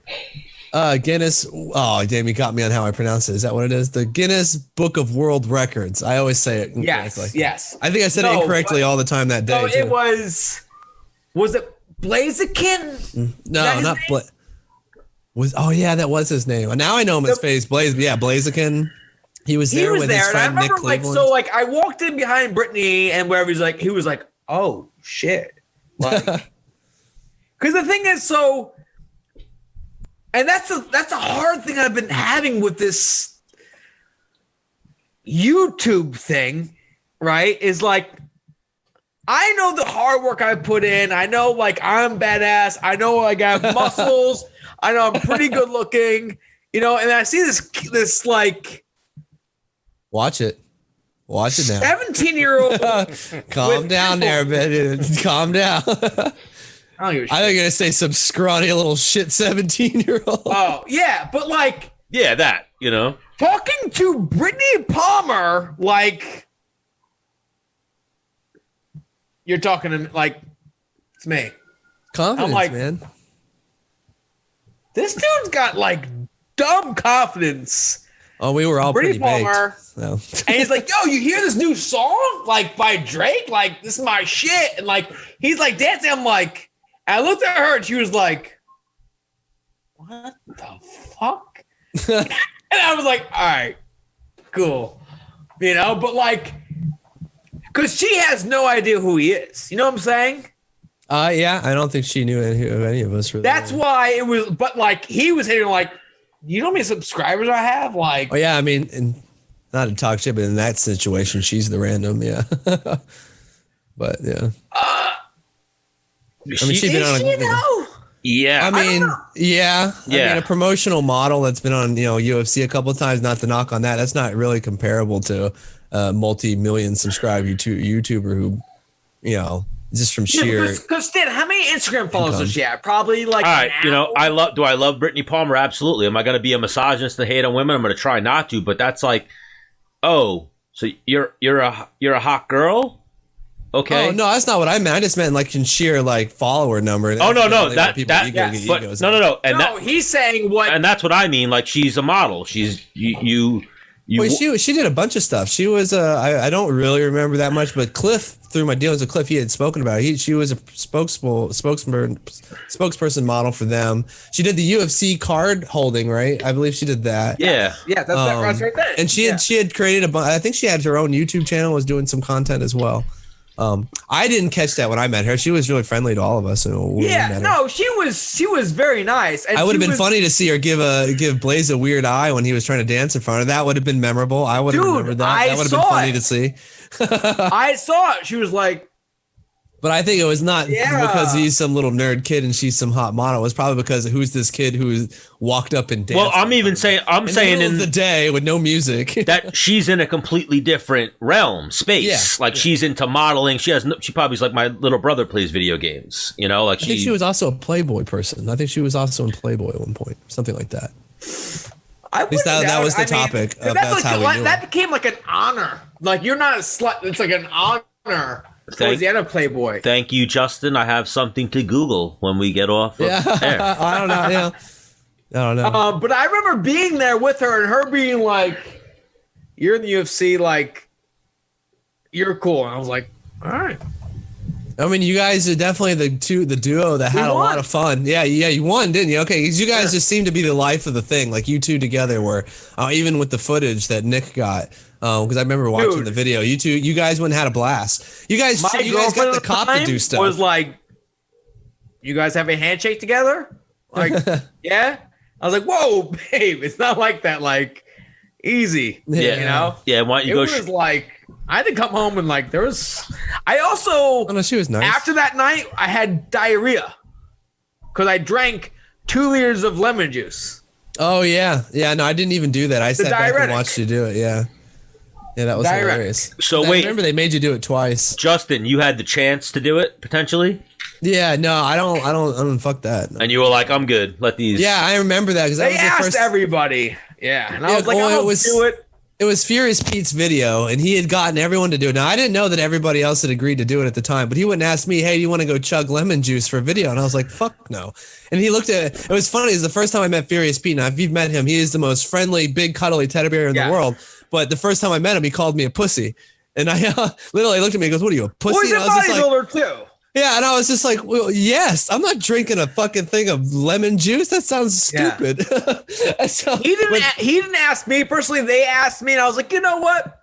Well, they asked me too, but then I said no, and he went and found me. I've got the lowest amount of YouTubers and followers on any, you know, I'm like, fuck it. I'll fucking take a sip. I'll spit on hams. It'll be funny. Oh, wait. You know, the guy next to me. What did you say before with Brittany, that she might have been the lowest one on the totem pole? Or what'd you say? Like Brittany was the lowest one on the, like, had the least followers or whatever. Oh no, not at all. I'm just saying that FaZe Blaziken is a part of FaZe. I mean, they're like the biggest group in the whole damn world. What he's saying is like, she was near, she had way more followers than the other half of the room. Like, you know, she wasn't I thought that was where he was going with the story. Well, that's what I was gonna say. Is jokingly, Dennis was in that other half of the room. Well, yeah. Of like the people way lower than Brittany. Yeah. He was on my half of the room. To me. This was 8 years ago. Yeah, I think she's got. She might have millions of followers. Yeah, Brittany. No, she's killing it. Now she's killing it then too. That wasn't really. I was remarking upon the funny. I thought he was heading towards the hot girl with the nerd, but it's not funny that one person's more popular than the other. When typically, you know, in the generation that preceded ours, the hot girl would have way more followers than some geek. So I'm not familiar with. I know FaZe Clan, obviously. What's the kid that you're talking about? FaZe Blaziken. He was like a part of the their team house was their team house was the other team house that G Fuel invested in first before ours, and they were down the street. Like we were like the other G Fuel house team. He's got 1.7 million. I'm going off Instagram. I think Brittany Palmer might actually have him beat. Oh, on Instagram. Yeah, on Instagram. I was more talking about YouTuber, bro. Okay. I don't again, not to sound crass, but like earning wise, like, you know, there's probably, regardless of follower difference, there's probably a drastic difference there. Yeah, on like what the trickle down effect, like what people are actually going to spend money. But like one's probably a multi-millionaire and the other one's probably working on getting there to the first one, maybe. Yeah, I'm guessing. Well, I don't know, but he's got more Instagram followers than her too. So yeah, he was definitely a bigger. No, hang on, I'm not trying to belittle her. It just sounds like we're going. No, not at all. Obviously, a huge deal. You know what it is? Dennis in the random side of the room. But if we were talking about a guy, we would just say it. But because we're talking about a girl, we're trying to be like, you know, we're not trying to be mean to her. Not just a girl, a really hot girl. So a nerdy kid having more Instagram followers than a really hot girl is kind of funny. Like super funny. Ignoring all the stuff. I mean, that observation alone is funny through the eyes of anyone over, 25. that defies like the law. I thought that was the joke that Dennis was leading towards. That's what it is. Yeah. That is the joke. Is that like he's like, hey babe. He was putting out the persona that like, he's hot. She was hot shit. Yeah. She was but she was like, what? Like what you're telling me is he put on the persona like he was about to hand Brittany Palmer his phone and be like, put your number in. I think, I bet he did. Why not? Like, you're cute. Put your number in. You know? Yeah. That's the confidence you need. And I mean, this is nothing against, because Justin's a complete stud, but like, I would be around you guys. I'm like, I wasn't dancing in front of Brittany Palmer. No, but just in general, like, I've been to the Face House. I've been to your guys' house. I've been to the Face House. We were the non-cool version. FaZe was the cool team. We were the nerdy nerds, though. You know, the chubby nerds. That's who we were. Oh, so wait, is that what it is? I've been to the FaZe House when they're on Long Island, and I've been to your house. We were the uncool version of FaZe, the less popular, uncool version of FaZe. Yeah. And it didn't click to me what FaZe Clan like was when you were like, no, like we're here, they're up here, and I was like, what? I mean, you guys are just gamers. What do you mean? When that happened, we had just moved there and we were all just getting started. Like a lot of us, like we're still, you know, I mean, because you have like a million YouTube subscribers, right? Yeah, but that took a long time and I had to do it twice. But yeah. No. What do you mean? Your dog has like 50,000 followers. Like last I knew. What do you mean you did it twice? I hit 1 million, and then because of the my channel, because of the content I made, it's been hit down a few times in the algorithm. So I would go through a period of losing subs until my channel would bounce back into aligning itself with the algorithm. You're right back. Keep talking. That's what happened to Menace Tube. Yeah, it hits you. Like you'll literally get your channel like chopped in half at one point. And then also because of that, I would switch channels. I have a different channel. So I was like bouncing back and forth. So I hit 1 million and then it died and went below 1 million. And then I came back and got it to 1 million again. Oh, it's so tricky with the algorithms and all that shit. Yeah, the adpocalypse really hit it hard. What is the adpocalypse? That's what they call it? Yeah. So basically they came through and demonetized any video that had swearing. And once your video gets demonetized, it gets like axed by YouTube. They don't even send it to your own subscribers. So like you just get destroyed. So I because I don't make necessarily adult content, because that sounds odd, but I make mature content. I don't make content for like people below the age of like 16, 17. I film Call of Duty. It's a 17 plus game. So if you curse, you're fucked. Yeah, basically. Really? So I just fucked this podcast by cursing right there. Yeah, unless you edit it out. Like I still put curse words in my videos, but not in the first half. And I have to tell them, like self audit myself and tell them there's light amounts of profanity. And because I keep that stuff in there because I don't want there to be so many beeps all the time, it definitely makes my content less viewable, and it doesn't get I don't get recommended all the time, even though like my videos do really well and stuff like that. It's just I don't get put into that algorithm. Yeah. Sorry, I missed the algorithm bullshit. We don't get put in that. It's all bullshit either. Too. Yeah. Well, it takes time. Well, even like Dennis, the way like Dennis, my YouTube channel, and I was getting like 1,000 views, sometimes 15,000 views. Me and him ended up falling out. Boom, boom. I started putting up Menace the Man stuff, and it's like. Well, like you were talking, when was the adpocalypse? 2015, 2016, somewhere around there. Oh, so it was after that. What was after that? Your videos? I mean, it's never stopped. Yeah, well, I'm saying still dealing with it. Yeah. Well, that's kind of what happened too, Dennis. Was then Copa when you were putting up the videos initially, that was like the start of this adpocalypse, and now it's at the point where it's like they have it kind of dialed down, like you just said. If you curse in the video, they'll take it out of like the rotation of the algorithm and not give it. Oof. Yeah, it's bad. Because we curse a lot, right, Stan? Yeah, I curse like. I don't really curse in my videos as much, but the other people that I'm like in my Call of Duty lobby always are cursing, and that's half the funny part of it. I go in there, and I'm like, "Hi, best friends," and they're "Fuck you." Well, they're kids. There's like it's funny. Kids YouTube. You know what I mean? So like. Yeah, I don't know. It's just it's about advertisers and the Wall Street Journal and the Wire and like all of them just cracking down on YouTube's availability to get ads. Like it's a whole large thing. Like you could do a whole series of podcasts on the ad apocalypse and its ripple effect throughout. Do you want to do a series with us? Huh? No, I don't want to talk about adpocalypse. No, not for any longer than it does to introduce and get rid of the subject. It's an annoyance.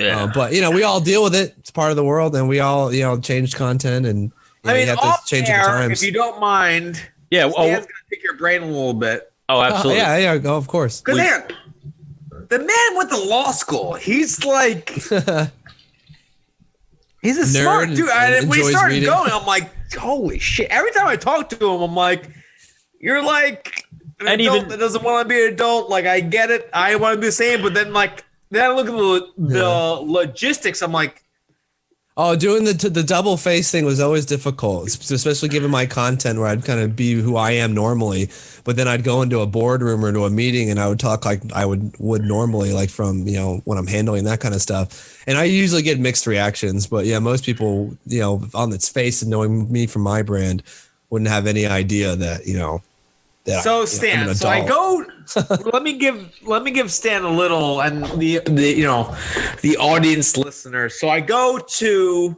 the TK house, right? I don't know. We're fucking around. There's food, not alcohol, drinks, whatever. Yeah, none of us then drink. like, yo, another package showed up. What? What do you mean? So viewers of their channel would you guys request things, or you guys? We did a fan mail box, and then once we would open up the stuff on like the vlog, people realized they could do that, so they would send us ridiculous stuff like samurai swords and pool floats and dog toys. See it in the videos. To see it in the videos, and plus we'd also read the message out and stuff like that. We had just gotten started, so the vlogs, we just started them in that New York house, and then within like a month or two, it had blown up. So we had put stuff in the that's earlier the one ones. thing, Stan. Well, I told you, if someone comments in our Facebook shit like that relates at all to what we're talking about, like read it out loud. Yeah. Because people love engagement and hearing themselves on a bigger platform than themselves. Oh, it was also because they just liked the videos. So they would like write us messages and we would read it out. Like I wouldn't necessarily say that has anything to do with growth or or anything like that, but it was a way to. What I'm saying is like, if I know sending you guys a fucking super soaker is gonna get me on your video, and I want to see myself like, Yeah. I want other people like, yo, my friends like, yo, dude, you see when they read my super soaker, like that was me. Like, yeah, no, it was a people cool love that vibe. shit. We actually, most of our content, especially early on, had to do with the stuff we'd get. So we'd get so much crap, and we'd open most of it on stream, and then or open it in the video. And then if we had we'd wake up the next day, need a video idea, we'd walk into this room full of literally just stuff, and be like, okay, let's combine these three things and make this game, or do this with that, and that's generally what actually fueled those vlogs early on, because we weren't that interesting of a group of people, I was there for it, and I was like, this is genius. Yeah, we had boxing. We went and bought the boxing gloves for you. They were like, we're having a UFC fighter tomorrow. Let's fucking fight him, No, so we did that. I beat up. Hey, you beat the shit out of him. I actually, for content reasons, I wanted to knock him out, No, that but he would've been kept bad. running away. Yeah, no, don't knock out Wait, him. where's this? Well, no, hang on. Where's this video? Dude, It's on my second channel. I think it's private. Or Hams unlisted. fights UFC fighter Dennis Bermudez or the Menace, or Hams almost dies. Which one has more clicks? Oh, I didn't want my friend to get hurt. I don't want you knocking out my friend. You knock out my friend, bro. Listen, Dude, there's five of us, one of you. I know UFC or too not. much about the sport and what goes on. That if I knocked him out, he was gonna wake up. No, you hit. He's not. We're unhealthy people. You hit him, he might have died. He has a nose septum problem. All kinds of shit. No, I didn't want you to hurt him. We told you not to hit him in the face, and you said you gut punched him the whole time. Ham dies. We have to take a recession. How many clicks? What? Dennis would have. None. Dennis, that video would not get uploaded. If my friend got hurt, I wouldn't. Seriously, Dennis would have. If he got knocked out, you wouldn't have uploaded it. No, because that's just evidence of how we dealt with you. Yeah, Dennis would have knocked him out, turned around, but like, and then you'd have never heard of Dennis again. Did you get it? And then you would have got hit in the face with the camera or a keyboard, and they would have fucking hopped you. Yeah, or something. We would have left you. I was there. You weren't going to hurt your poor Hammy. It was a friendly vibe. It was a good time. Plus, you would have looked pretty silly knocking someone out wearing a fucking wig and a damn referee shirt. I did have a wig on. Yeah, so, although you were threatening at the same time, we trusted you wouldn't actually hurt him. And you did run away the whole time. And that video is private, you said? I think I didn't. I think they're all still there, but they're unlisted in playlists. Okay. Because I had to revert my channel. Till this day, I have people be like, "Dude, loved you in the Kos video of boxing." Yeah, like, I get it all day sick. too, dude. The vlogs was something special. That period of doing it was actually something really cool. I'm so glad that you. That's got to how do I it thought you made like a living was vlogs. At that point, I did. It was also growing my company. I'm not gonna kid or lie or sugarcoat it. Those vlogs blowing up.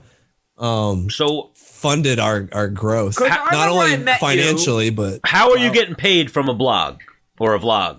When I was a YouTube partner, from clicks from YouTube paying you basically. Yeah. So advertising views and AdSense basically. Okay. Yeah. But when you're getting, I don't think at its peak they were getting 12 million views a month on that channel alone. And then I had my other main channel that we were pumping content on as well. Like that definitely, like those vlogs blew up, allowed our team to use that influence to grow the other members and grow new members, or just generally give news of what was going on with us and grow the esports team. Like we kind of came into esports and had a large following of people who didn't watch esports. And we had our own little like community going, and it was really something special.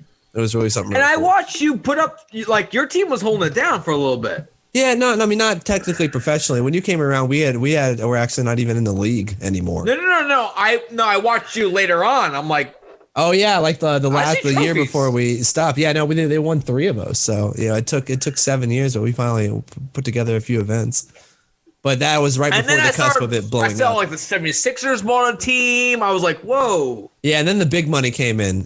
We were a team struggling to match our $40,000 a month expense to have a team house and the pro teams, barely making that. And I was even lending the company money usually every month, and then it would pay me back eventually 8 months down the road because Activision would pay really long. I don't think people know how much money is in video games. How much money? I think people do know, but they don't know how much it like esports. Like I still don't think most people know to this day that like how come you guys were in the league? I was like, well, they wanted $20 million. None of us had anywhere near that amount or even knew anybody that could bring it. The players wanted that much. No, the Call of Duty did. To continue playing in esports, and because they wanted to use our esports team and have our esports players, we had to buy into what's called a franchise, and it was it was an 8-figure buy-in, and even if we were able, because we probably could have raised it, or we had in talks with certain people to raise it, but we'd always get to a certain point and get kind of like our investors would realize they didn't stand a chance because they didn't just want people with $20 million. They wanted people with $20 million and resumes to match it. So how many people can even do that? Well, I think there's 12 teams. 12 teams there are? Yeah. So there wasn't even just us that were big in esports or in Call of Duty esports that kind of got pushed out. There was like E-United, E6. That sucks, right? There was a bunch of teams. I mean, it does, but at the same time, it was arguably good for the players, the ones that made it into the league, because they got a lot more financial stability. But now, did your players go and find somebody else? That's how we recuperated a lot of that investment. Was we sold 2 of the players, and the other 2 we released, and they all made it into the league. Oh, so it's like professional sports at this point. Oh yeah, no, we had player contracts and salaries, and we were insured. We had everything going on. It was a large expense. So insane to me. That's amazing. It was a full blown company. But again, it's our only real asset was our internet attention. And when you normally that was valued at something that's so incredibly unfathomable because you can't really put a value on having a following online. And at least people didn't realize it back then, because when you're dealing with this level of investment, when you're looking at $20 million with the promise to raise another 100, following, they look at it, they can just buy that or stick around and push you out long enough for them to take it from you. And FaZe has been the only team to stick it to that. Everyone else had to sell. There's no me anymore. There's no one owner of a team anymore. Like, Hex doesn't own NRG. Like 20 or 30 people own NRG. Even FaZe, I think, is chopped up between a whole bunch of different owners, but at least they did it without going into like the market and finding A1 investment. Oh, wow. But yeah, there's no single owner of any esports teams anymore that are in those leagues, just because you can't do it that way. That's not how it works. So Stan, the guy we were talking about earlier, that's like, yo, Brittany Palmer, what's up? Yeah. Like, he has a new song from Drake. Like, I'm probably the first person to like let you hear it type shit, right? You look at him, you're like, dweeb. This dude probably has the hottest girls ever. Bottles popping in a mansion. You're like lives like a rock star. You're like, and I'm sitting here. I'm like watching. I'm like, bro, like Justin. I've been like wait. Like Justin just said. Decade. Justin just said not a dweeb. Like Justin, I would look at you and be like, that's not a dweeb. I would take Justin out, and me and Justin would clean up. Like Justin would kill it. No, I'm not saying this kid. At the time when I met him. Yeah, I'm about to tell Blaze to roll up. He's about to give y'all both the hands. No, this kid, because of who he is, would be getting pussy. But looking, don't shit on my dude. He's a good-looking guy. No, I'm saying the mustache going. I think I just saw him streaming zombies. I haven't seen an image of him since I met him when he lived on Long Island. Oh, okay. Well, that. And I being like, "Yo, what's up, dude?" And him being like, "Is he a ginger?" Nah, he'd know who you are. He's a little. He'd know who you are. No, he does because I was in his house. Y'all have met got a video. Times, and he looks like a kid. How old is he? He looks like a kid. He's probably 24. Maybe. Yeah. I guess I met him when he was 18-ish. Yeah. So, listen, I'm like, hats off to you, dude. When I was your age, I wish right now I was doing like, you know what I mean? Like, yeah, no, the dude's living a rock star dream, doing exactly what he wants, when he wants. But yes, FaZe Blaze, we're waiting for you to show up on Menace and the Man. You can show us up, do whatever you want. Yeah, if you got linked this, bro, you need to come here and put these guys in line, dude. They are killing on you. Well, no, like I said, he's definitely. Whoa! I'm messing around. He's pulling tail, but Well, I think he's got a nice girlfriend now, and I think they just bought a house together and stuff like that. So I don't think pulling tail. I don't think he's really interested in that anymore. Used to be. Yeah. Oh yeah, he was a hound dog back in the day. Hang on. But I think they all were. I mean, if you were in FaZe, you'd be doing it wrong if you weren't. He's 24. I'm guessing. I don't actually know. He's an idiot. I'm not like has a girlfriend settling down. How old were you when you met Mrs. Dennis Bermudez and you had popped a couple kids out? I'm not married. Yeah, but you popped some kids out. I'm not married. Yeah, how old are you? 24? I'm on my second girlfriend since having kids. Oh wait, were you 24, Dennis? Were you 24 when 26. You had your children? Yeah. Look at you calling the kettle black. Hey, go ahead, just send it. And I'm like, all right. And I found out. Yeah, no, those were good times. The New York Times probably still in my memory, just because it was so carefree. On the show, he needs coaching. So Justin, I heard you say New York like past tense. Where are you now? I'm in Atlanta now. So this New York, everything me and Dennis are talking about happened back in 2016. So born in Texas or raised in Texas. Yeah. You spent some time in New York. How'd you wind up in Atlanta? Well, yeah, I moved around a whole lot, but I ended up in Atlanta because it was a good place to put a business that traveled a lot, and they had a low cost of living. After living in Dix Hills, and all those not being present, and us being a very significantly smaller team than everyone we were competing with, we were like literally 1 millimeter the size of everybody else that was like skyscrapers. So we had to, I removed us, and Cliff let us do it. So that I could put us in an area where our members could, afford to eat, and everything would be cheaper, and we could live in a house that could really fit all of us and live in more. Give a shout out. Wait. Exactly like you just said, though, the 1 millimeter of the skyscraper, that's us on the G Fuel chain as well. Yeah, me too. I mean, I'm not. No. Like, they sponsor fucking PewDiePie and David Dobrik. Yeah, no, millimeter skyscraper. I always break Dennis's balls. So they said that they have 600 influencers. Dennis is number 599. Yeah, I'm probably 598. So no, you're definitely up there. I disagree. But even that, if you are 598, that's our game plan: is to 598, 597, 596, and just keep picking them off till. Yeah, we're not. The best advice you can ever get from anybody is just to do it for fun. Yes. Well, the thing is, works, so me and Stan, like, we do have fun here. Like, we're like, yo, Stan, we'll do an hour podcast, and then we're on here for 3 hours. Like, holy shit, what the fuck, Why not? Just all right. So what gets me and Dennis? MMA fighters they can be kind of selfish. Well, not that selfish. They don't understand the internet. More guarded of the. You wanted to kill my friend to get clicks. I understand. You don't know. More guarded of their brand. You know what I mean? If you will. Stan, I don't think that's it at all. It's like a pride or like energy thing for them to like, repost. Well, that's what I just said. More guarded in their brand. Like they almost be like, I'm not going to post that. I don't think they're. That's everybody though. If anything, we always overthink everything.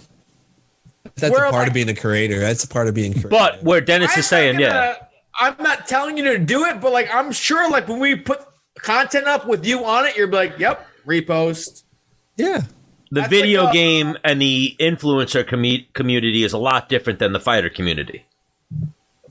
Because you guys understand it. Like, oh, this is how we grow, is sharing this and retweeting that. Let's say when Kos had 10,000, when Kos had the same amount of followers from what I had, let's say he had 27,000 followers on Instagram, and he goes, yo, buy this. He's probably going to get Kos. I've had people like, yo, you want to do like, I'll pay you per thing. I'm like, no, because my community sucks. Why would you do that? I mean, I do agree that like going to get sponsored too early sends the wrong look, but like there's a bunch of people that like have like 10,000 followers, but 7 sponsors. Like, yo, pay me this much. I'm like, or what if you get so many clicks or whatever, we'll pay you this much. I'm like, no, just pay me this much and I'll repost or whatever. Hey, if you're getting sponsorship offers, that's a good thing. I mean, I'm going back in time. Oh, when you're a UFC fighter and stuff? When I was killing people. Nice. But like, for what I'm saying, me and you both had 20,000 followers. Mm-hmm. And you're like, yo, click this G Fuel click. Mm-hmm. Like you would demolish me. Like the gaming community, the YouTube community has like well, it's a lot more personal. Like between you and that person, like watching you fight, I'm not gonna know as much about you if you got on camera every day and talked to me. Well, they have randomly more engagement in that sense. Yeah, I guess. Yeah. But like that's also because we're selling G Fuel. If they were selling boxing gloves, you would sell way more than I would. Like my people are gonna like do the MMA gloves. Like you think I can convince any one of my gamers to buy MMA gloves? You would sell way more of those. Here's the thing too, Dennis. And MMA fans suck. Fighting fans suck. They're your fan. They're, like you can lose in the video game on the stream, and then you could look in the camera and be like, "I suck today, guys. Anyway, I'll be back tomorrow." You know what I mean? When you lose in a fight, it's like, yo, Dennis Bermudez fucking sucks. He lost that fight 6 months, and it'll be that narrative. In 3 months. Yeah, it'll be that narrative until, months later. Fighting is a vicious sport. Hang on. I think Justin hit the nail on the head. It's like this, like, and I've been over there. I'm like, how often do you record? He's like, every day. Yeah, that was back then. I've calmed down since changed? then. Age, naivety, wanting to have a little more life. Like you met me in my workaholic part of my life. I didn't sleep. I didn't literally was just working my whole life, 7 days a week, 365 was work. Because if I can retrack it, it was like I wake up when I wake up. I do vlogs from when I wake up till it was like 3. Then I edit the videos till like 9, and then from 9 to 1 or 2, I stream. Yeah, and somewhere in there, I would run a team. Yeah, it was more like record until 9 o'clock, and then edit and get the video out at 9:30. Go on live around 10:30. Stay up till about 6 a.m. and then wake back up around 10 a.m. Like I wasn't sleeping, but that was something I had learned from school, like in trying to be able to pay rent. At the same token, like a little bit of that was fun. No. Oh, I had a whole hell of a lot of fun. Like it was a lot of fun. It's like whatever the fuck you wanted to do. I would never say like I hadn't worked hard since law school. I've worked long ever since then. But, it was never something difficult. I mean, in the sense that we were just having fun doing something that we enjoyed. And then the editing and all that stuff like that, when, managing the company and taking meetings and stuff like that was all fun. So I don't know if you could pull it off, but there's one thing I learned from you that I was like, dude, this is gold. Was like you would put out multiple questions on Twitter, and then you answer them on YouTube.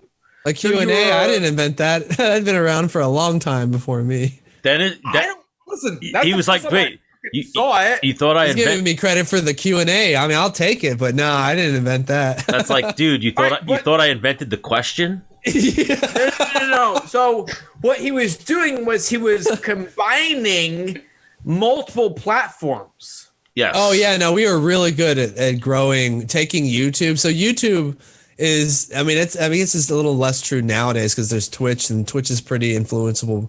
But YouTube was king back then.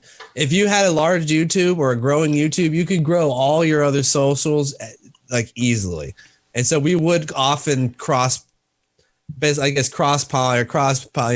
advertise our platforms. I don't do it as much anymore because it's not as important. But back then we thought having a large Twitter following was really important, and all this other stuff. It isn't really, but back it's not. Really, I mean, no, not.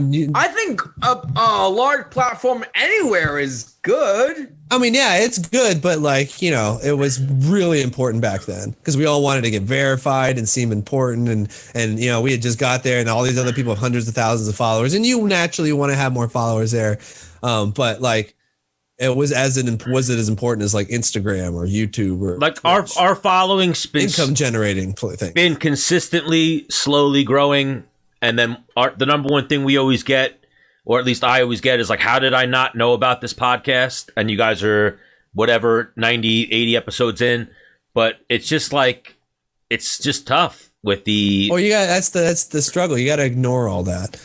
You have to literally ignore numbers. Do we have to spend numbers? Never really matter. Well, no. What I was going to say is it. So we go this way on everything except for Twitter. Twitter is like Twitter's died a little, and it's because it was exploding. Like if I blew up on people that blow up on Twitch and YouTube now, you go look at their Twitter followings and they're like 30 or 40,000, and they'll have millions on YouTube and on Twitch. It used to be a lot. It used to transfer over because Twitter was a hot popping, social media back then. So it was really easy to translate it. Now I'd say you'd have a more easier time moving them over to Twitch, Instagram, or TikTok. TikTok being the number one right now. Yeah, that's the easiest place to grow. If you want to grow, put your stuff on TikTok.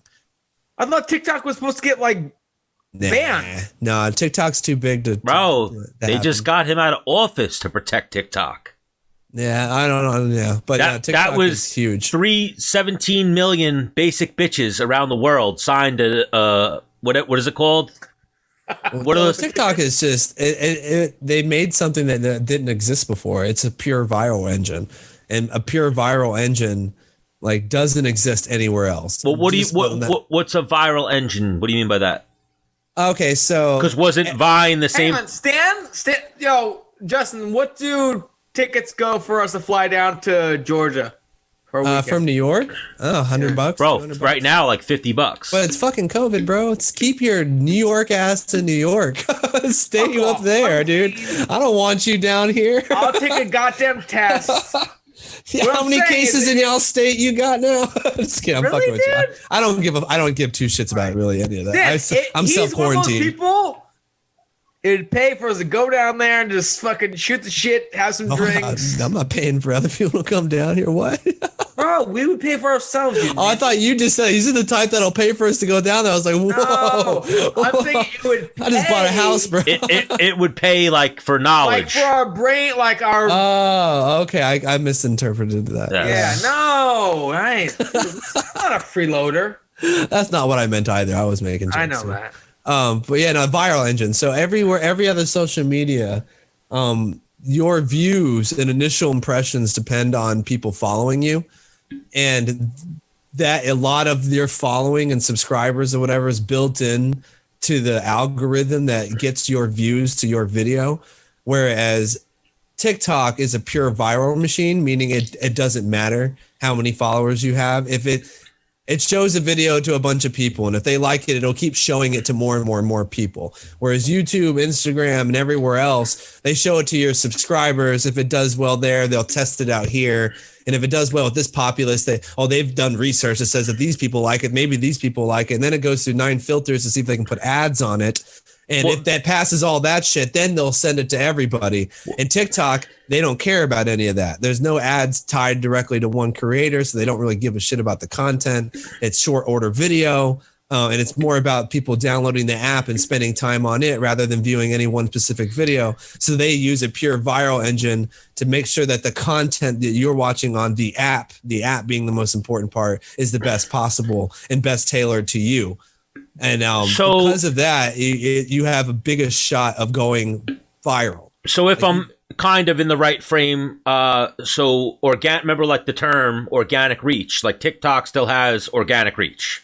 It is the only organic growth, but it's not really growing. That's not the thing. Like you can grow on TikTok, but at the same time, it's really just about views. Yes, because that's something I've noticed with Facebook, Instagram. Me and Dennis, you know this too. Obviously, I asked you about the ad getting and the monetization and stuff. We were just behind the curve, if you will, as far as like organic reach. Like I know people with pages that like they do dick and they have 500,000 followers. Me and Dennis are in the same space, and it's like we have thousands. It's because we're not paying. We put out our. Come on, we got you on here. We had a guy who fought before. Talking about fucking wait, people. It's a pay to play. It's a pay to play, basically, for most of the social media platforms. Again, the only real advice I can really give you is to take all of that and then just ignore it, like all of it. Like, I have at this point. Yeah, for the first. It was for the first like 75 episodes though, it fucked with me, and then I got. Then you were getting like 4 viewers on, and you're wondering if you're wasting your time. Yeah. I mean, every one of us at one point thinks that and gets over it and just has fun doing it.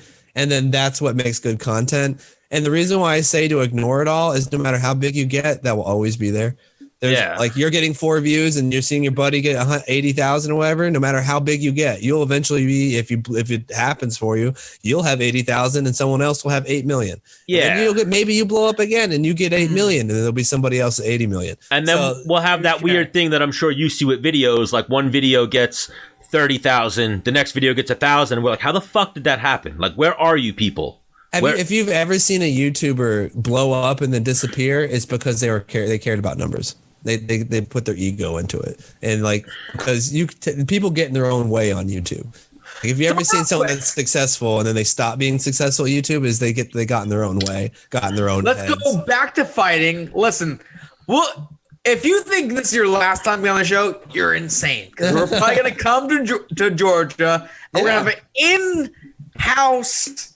I got plenty of guest bedrooms. Yeah. Oh, and even that, Menace has talked about, and I know you guys have talked. He's been trying to get you on since we started this thing. Mm-hmm. Yeah, I've talked to him before about doing it. And then even today, today you said, I thought he didn't say you were coming on. So he's like, that guy that I've always told you about, well, he's coming on. I heard he's not coming on. So I was like, all right, whatever. And then a half hour later in the conversation when he said, no, he's coming on, I got like excited, like, oh shit, like, okay, like, because I'm into it. I'm into seeing, like, picking your guys' brain. Everybody at the TK house, I met everybody at the Face house, and of all people that I've met in those two houses, the number one person I can relate to, like, that's my fucking, like, dude. Well, we were a little closer in age, yeah. There was everyone else was little babies. The age definitely had something to play with it because he was like, I would see them, I'm like, what the? Well, I actually that happened a lot, just because I've been out in the real world, and these kids, most of them, I'd say 100% of them, especially the ones that were around us, went from their parents' house to doing this. And there's a certain thing that you learn from being out there in the trenches, and then you can see it in other people when you're talking and stuff like that. Because I had that. It happened a lot. Someone would come meet with all of us, and they'd be from outside the industry, and they'd instantly be able to kind of like relate or talk to me a little easier.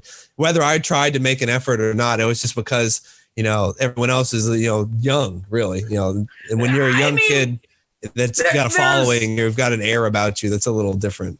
Yeah, the age might play a part to it, but I'm like, if I text this dude or call him, like, he'd be like, oh, so-and-so. Like, yep. Because I'm sure there's calls you're like. No, I am terrible with my cell phone, though. So if you've ever called and I didn't answer, it's because my phone was in like in a different room. I'm bad with it. Ever since I divested myself of everything, I've kind of, I don't like my phone. Texting is the way of communicating nowadays. I don't text. I don't even text. I was gonna say, what was your friend? Wait, what was your friend's name that Dennis was gonna try to knock out? Ham.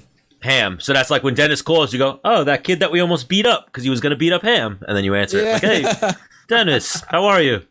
Yeah. No, and I saw his call. I was I went to sleep really late last night. So I was up late playing zombies and stuff like that. So I had literally just woken up. So you're still streaming, right? Not that we're gonna add, but let's try to add to the storm.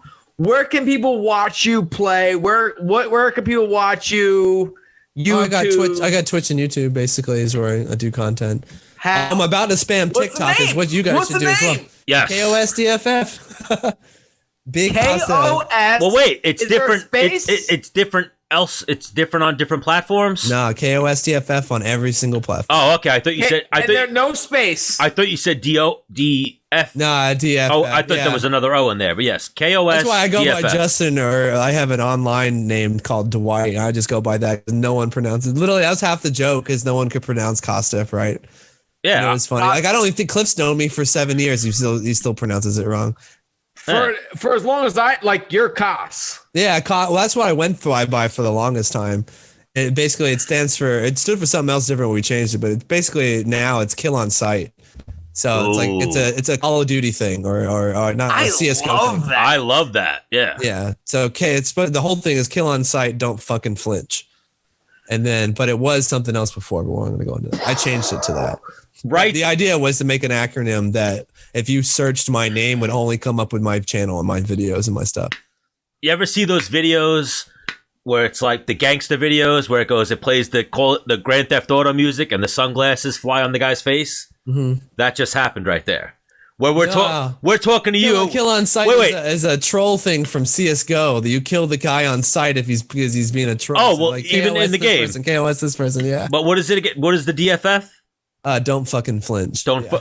It's like, so, my name's fucking Kill on Sight. That's from sniping. Don't fucking flinch. Yeah. You guys thought I was a fucking nerd. You guys thought I was this nerd. I expect some glasses to phase into my face and a little joint to spinning in. Oh, no. Don't put that on me. I'm not that good of an editor, but I'll try to figure it out. Yeah, no, come on, Stan. Just go in there and you use keyframes and spin the little joint. Make sure it lands in the mouth. So, Kos, how much do you ever put if you could do this for me, sick?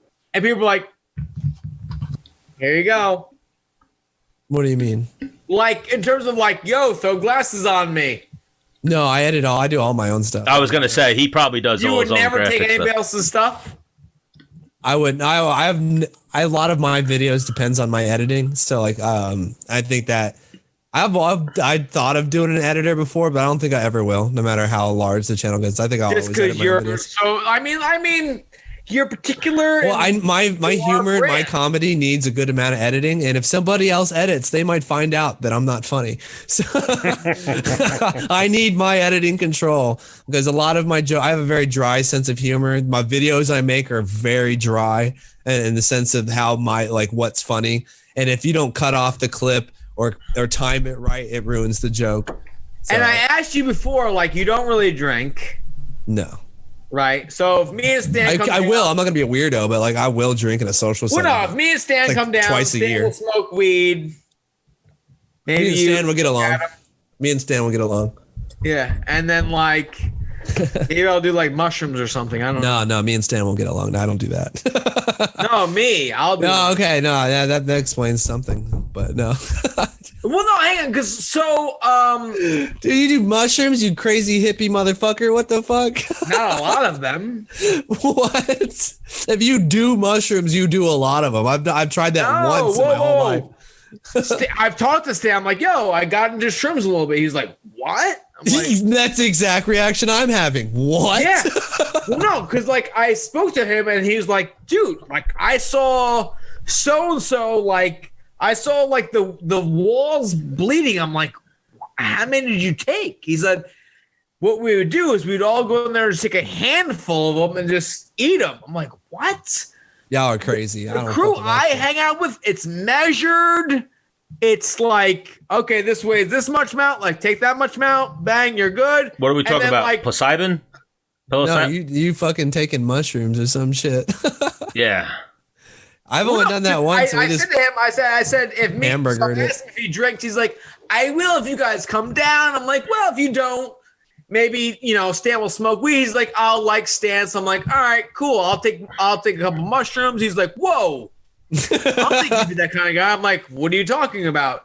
He's like, I called you a hippie fucker is what I called you. I'm a hippie fucker. I'm like, Stan said the same thing about me. And then now I'm defending myself in that, like, yeah, because this ain't the fucking 90s system of the handful. damn shit. Like, you didn't measure it.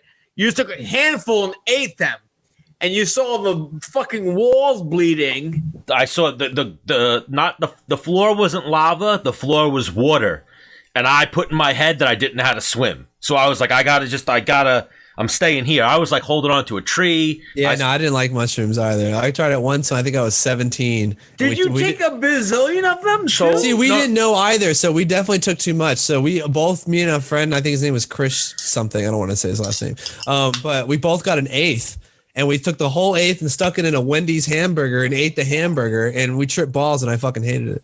So we put it on. That's why we you put guys it. ruined it. No, we put it. That was terrible. We put it on pizza, and then waited a little bit, and we were like a half hour. We didn't feel nothing. 45 minutes, we didn't feel nothing. So we each took like another handful to kick in, yeah. And then we were fucked. Like it hit us like crazy hard. Yeah, no, I didn't. I roll with. It's like, yo, take this. I'm weighing it out for you. Take this much. See you in an hour. Bro, the craziest shit is you're seeing, I'm sure, Justin, and I'm sure you've seen it, Dennis, the studies that they're doing now is like, they say great for your brain. They say that mushrooms are better than any type of painkiller, any type of antidepressant, any type of anything they can diagnose for you. They're doing studies that they now are going into other stages of. Too much for me. I'm not. I don't like. You can tell I'm a control too many. freak. Well, no, Mike. Even I don't like alcohol for the same reason. Like I like having a drink or two, but beyond that, I'm not going to be a fan of it. So because if I gave you a drink or two of mushrooms, yeah, I would be in the same room looking at your fucking video games behind you and fucking bawling, laughing like as hard, like nonstop. Nah, I'm good. Well, allegedly. No, I'm just good. It's a tough I will sell. sit there and laugh at you while you do that, but I'm not. I like to be in control. I'm that. I like to snap myself out of it anytime. So like if I'm like stoned or having a few drinks, I can just instantly like, okay, I'm done. I'm back to normal. And with anything that beyond that, I won't enjoy it. Like I don't even like pain medicine. I want to get out of this. Yeah, I don't. Stan and a buddy of mine came over. I'm like, yo, I'll take some shrooms. We'll watch this horror movie. No, that sounds like a fucking horrible idea. I'm wild. So yeah, no, that's not wild. That's crazy. Pet Cemetery. Stan and my buddy leave, and I'm like, oh shit. Yeah, no. So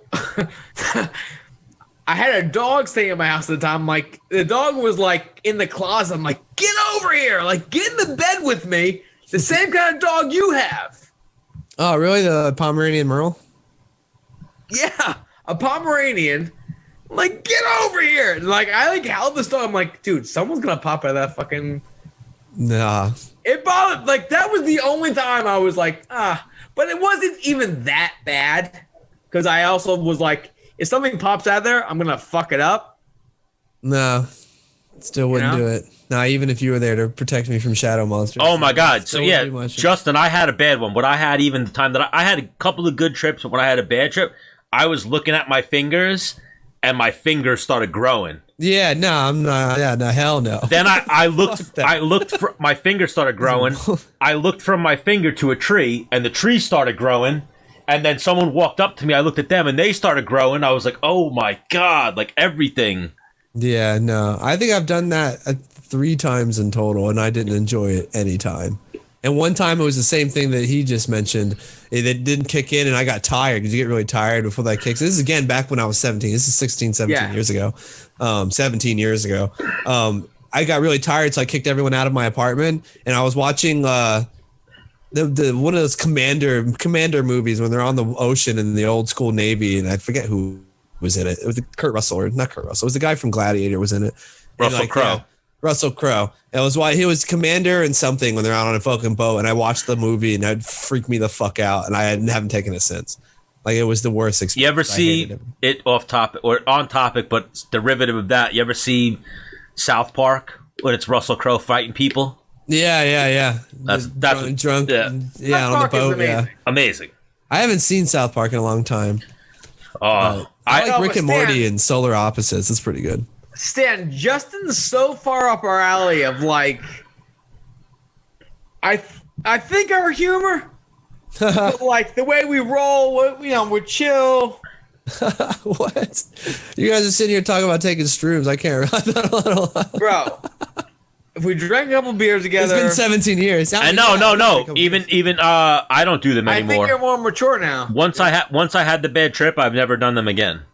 Oh, I've definitely been. Yeah, that was. Dan's drove me around. Yeah, I've allegedly hung out with Dennis when he was on.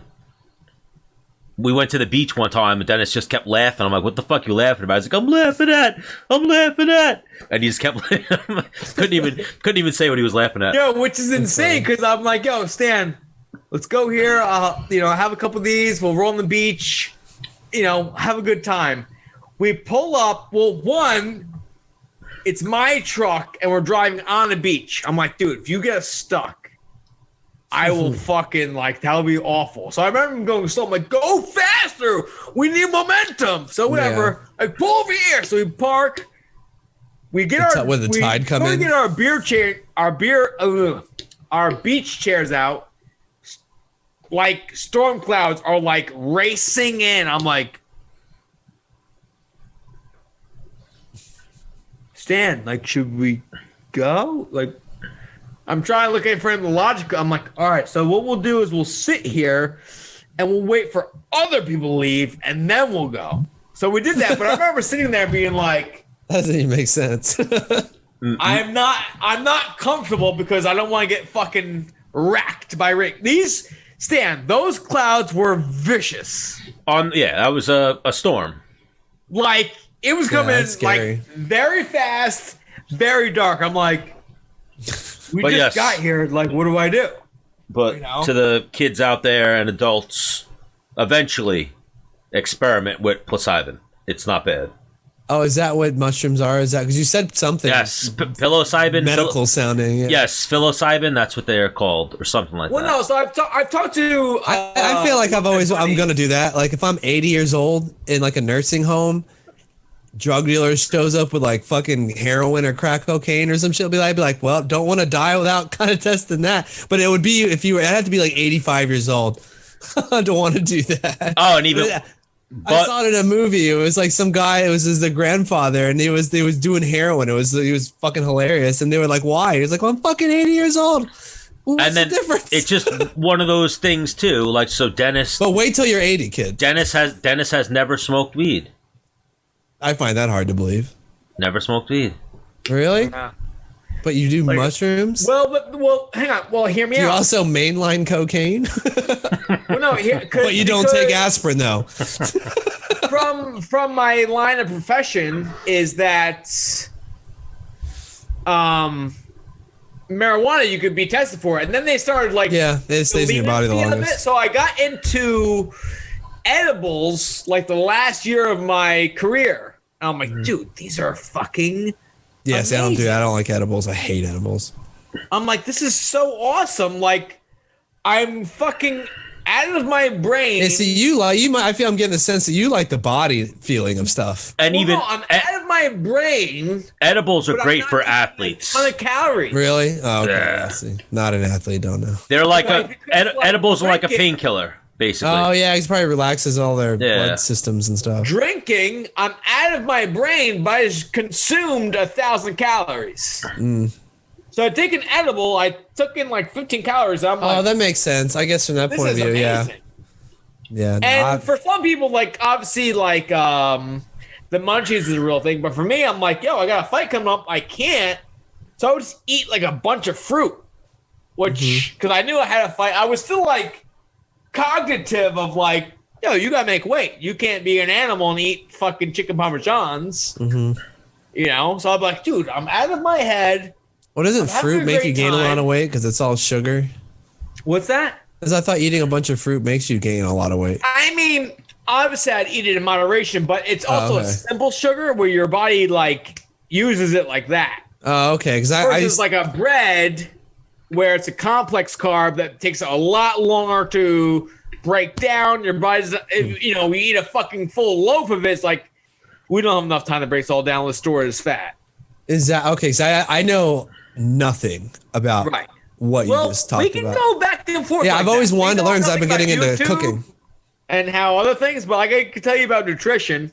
If you eat like fucking 2 handfuls of grapes, like you'll burn that shit in like an hour. Okay, I love grapes. I buy a lot of fruit, and I always feel like when I sit here and binge eat fruit, I feel like it's bad. Yeah, no, like even you can burn it very easily, even in your sleep. Dennis, something that Justin's talking about is like I'm not throwing an insult to Justin, but like people who don't know about nutrition, that's like a myth out there is that fruit's full of too much sugar. Yeah, exactly. Yeah, and I know nothing. I don't like that. You're completely correct. Like there's things I know a lot about, and car mechanical engines and fucking nutrition and working out and stuff like that. I know nothing about that stuff at all. But I'm getting into it because I'm getting into cooking.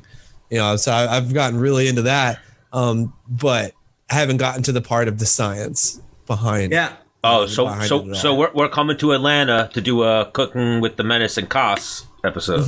Oh, dude, I can cook up a storm. I throw down there. Like I work at it. Like I perfect dishes and I cook stuff that necessarily you might not have even tried before. Because I'm Chinese, so I do a lot of really authentic Chinese cooking. And even that. So what are you? Chinese and white, technically. Well, I'm half Chinese and then a quarter German and a quarter fucking something else, Scandinavian or something. I don't know. It's my dad's a Caucasian.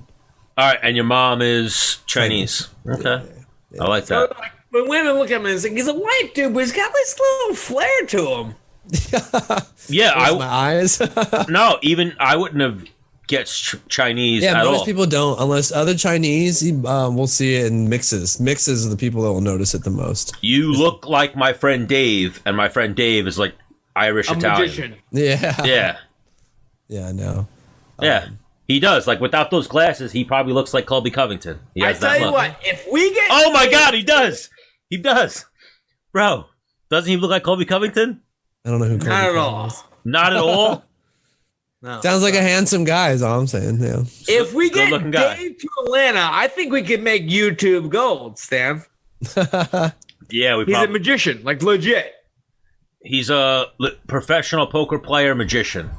Interesting. And he only does his magic tricks like at the bar to pick up chicks or for you to pick up chicks. He's like married and in strip clubs. I would never have thought that would work. He's basically a strip club magician, and that sounds like, oh, how good could his magic be? It's fucking flawless. Well, I just figured you could be the best magician in the world. I thought if you went up trying to pick up a girl doing that, they'd laugh at you. Bro, I walk up to a girl, pick a card. I would imagine her going, "Get away from me, weirdo." You'd be shocked, bro. What do you mean? Cleans you up. Watch any of the magic shows on Netflix? Cleans up. No. A dude. I don't doubt it. I'm not calling it liars, but I just didn't think it would work. No, if it's like, boom. I thought girls hated magic. Like, oh, where are you fucking? No, honestly, that's all cap because he's got to be a good-looking guy. Because if he was, I think no. I He's a think good guy. he's a good-looking guy. Okay, that's how he's getting the girls. It's not the fucking magic. Because the magic's chipping away. I just said he looks like you. He looks like you when he does magic. This is who we're talking. Oh, okay, that makes. Well, I don't do that well in bars, so he must be great at magic. Hang out, me and Stan. You will do very well. He must be one hell of a magician if he's looking like me and picking. I think magic and comedy are like two of the best things that a guy that is not good looking. Oh, comedy for sure. I can vouch for that one. That's the only way I've ever dated anyone. If you can combine them, you're an assassin. Yeah, I guess. Yeah. Sarcasm is like a love language. You could find. Yeah, I'm good at that one, but it wears thin after a while. They stop thinking it's funny. Stan knows about it. They stop thinking that's funny after a while. Hang on, Justin. I've seen Stan like locking eyes with a girl like this far away, like they're about to make out. I'm like, dude, he's so in. Like touching almost, go to the bathroom, come back, and they're almost in a fist fight. I'm like, likable guy. What happened? No, like. Stan has these things. Oh, it's flirting. That's really just flirting. Stan has these things that he's not going to back down on, even if he's going to get laid over it. Or not get laid over it. Like he's sold on it. Like, nope, this is what it is. First, like, yeah, for tonight, sex. He'd be like, no, like. You're a they stupid. actually say that to you? I've never had a girl say that to me. Like yelling in each other's face. I'm like, Stan, you were like, you almost made your tongue was almost out of your mouth, and now it's out of your mouth because you're spitting curse words at this girl. But the moral of that story is, yes, I do fight with a lot of women, but I do hook up with a lot of the women that I wind up fighting with too. Hey, that's the moral of the story. Yeah, we get that passion, that little friction. Then, hey, if you guys come down to Atlanta, hopefully COVID will be over. You guys should come out there and wingman me. I don't think I've ever picked up a girl from a bar in my whole life. Well, how far? Atlanta's not far from Florida, so worst case, we'll take that little drive. Yeah, no, Florida's that's a short drive. Florida's unless you live in the bottom part of it. Wide open Florida. Yeah. That could be funny. Oh, whoa! We'll V-blog that too. I go by Justin. What was that, Boomer? We're gonna vlog it, yeah. Vlog, whatever it is, yeah. That's fucking awesome. Well, I mean, Justin, we can. I could probably talk to you till midnight for sure. Yeah. Oh, 100%. We'll let you get out of here. We'll let you get to those games. What games are they? They're blurry behind you. What do you got back there, arcade-wise? I got like Ninja Turtles, Mortal Kombat, NBA Jam. Turtles is my favorite. Yeah, no, I got the Turtles in Time back there, baby. Bro, with 4 players or 2? 4. You literally just named like the 3 greatest games that were ever made in arcade. Yeah, no, I got a whole bunch of them. I'm waiting for them to come out with more. I want to get Rampage. I'm hoping they eventually come out with Killer Instinct. Or Primal Rage. I want to get one with Primal Rage as well. Wow. Old school video games. If you're not into arcades back when you were a kid, you might not have heard of them. Jesus. How old are you guys? Dennis, you're my age, 33, aren't you? Stan's 34. Oh, okay, yeah. So you've heard of these games. Yeah. No, I can't. I also wanted to get Simpsons Hit and Run. Ninja Turtles? What the? Yeah, no, it comes with both of them too. They're a great investment. Everyone always asks me about them because they're behind my camera, but they're, normally cabinets are like a $2,000, $3,000, $4,000 investment. They come in Walmart and you get them for like $400 and they're fucking amazing. I love them. I bought one. I was like, because I thought it would come and be small. You know how fucking Amazon gets you like that, where you're online shopping and it does it to you. Chest. Yeah, even you buy the big box and it's all fucking, foam and it's really just this tiny little thing. I bought it. It was a full size cabinet.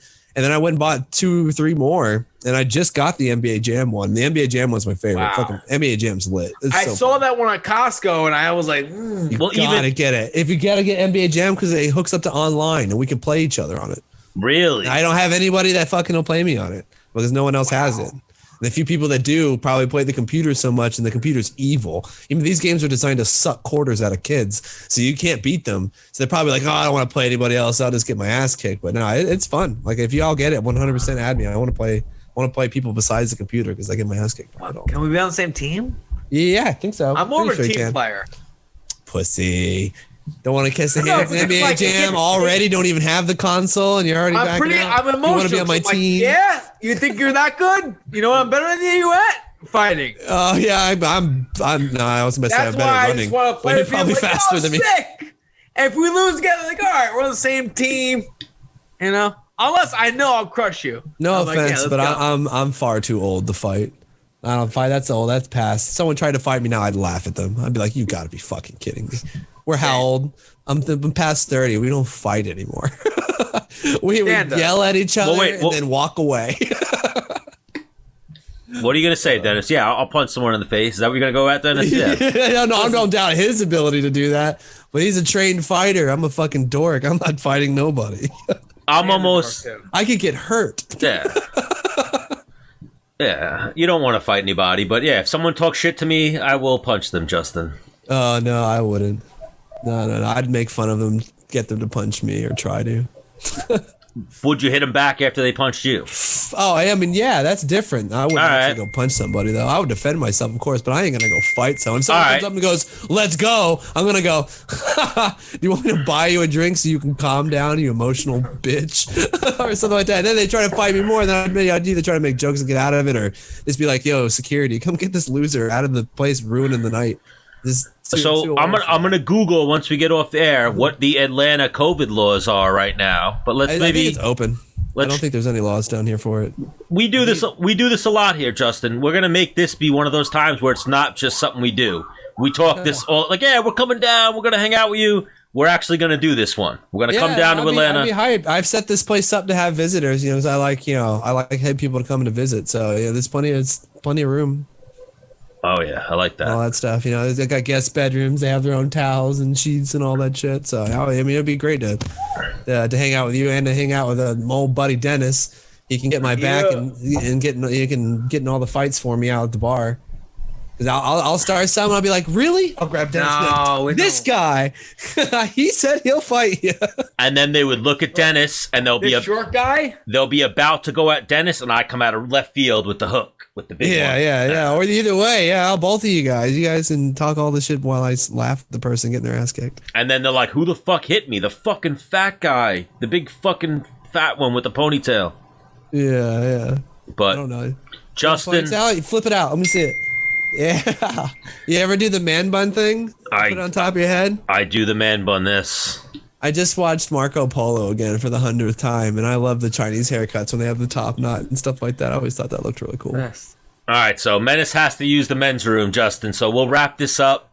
Did he just message you that he's got to pee? No, he's got a number 2. Oh, okay. Because I heard someone a text message go off. Well, what do you think, Dennis? You got like a 10-minute? Because we do want to talk about the Mike Tyson, Jake Paul. Yeah, I got 10 minutes. Are you sure? Because you were loud and then you got real quiet and uncomfortable fast. Well, no, I'm saying, do you want to go take the shit and we'll talk about it and then you'll come back, or go pinch it off. All right, so you go do that. Don't exit your screen. I hate when he does that. Fuck you. Because then it winds up being Dennis Bermudez instead of there you go. I like that. Yeah, we want to have some production value here. Yeah, what is he doing to me here, Justin? You know what it was? He didn't want us to see that ass as he walked away from the screen. Yeah, he's not. He's pulling a girl streamer thing. He's not that's a chick move?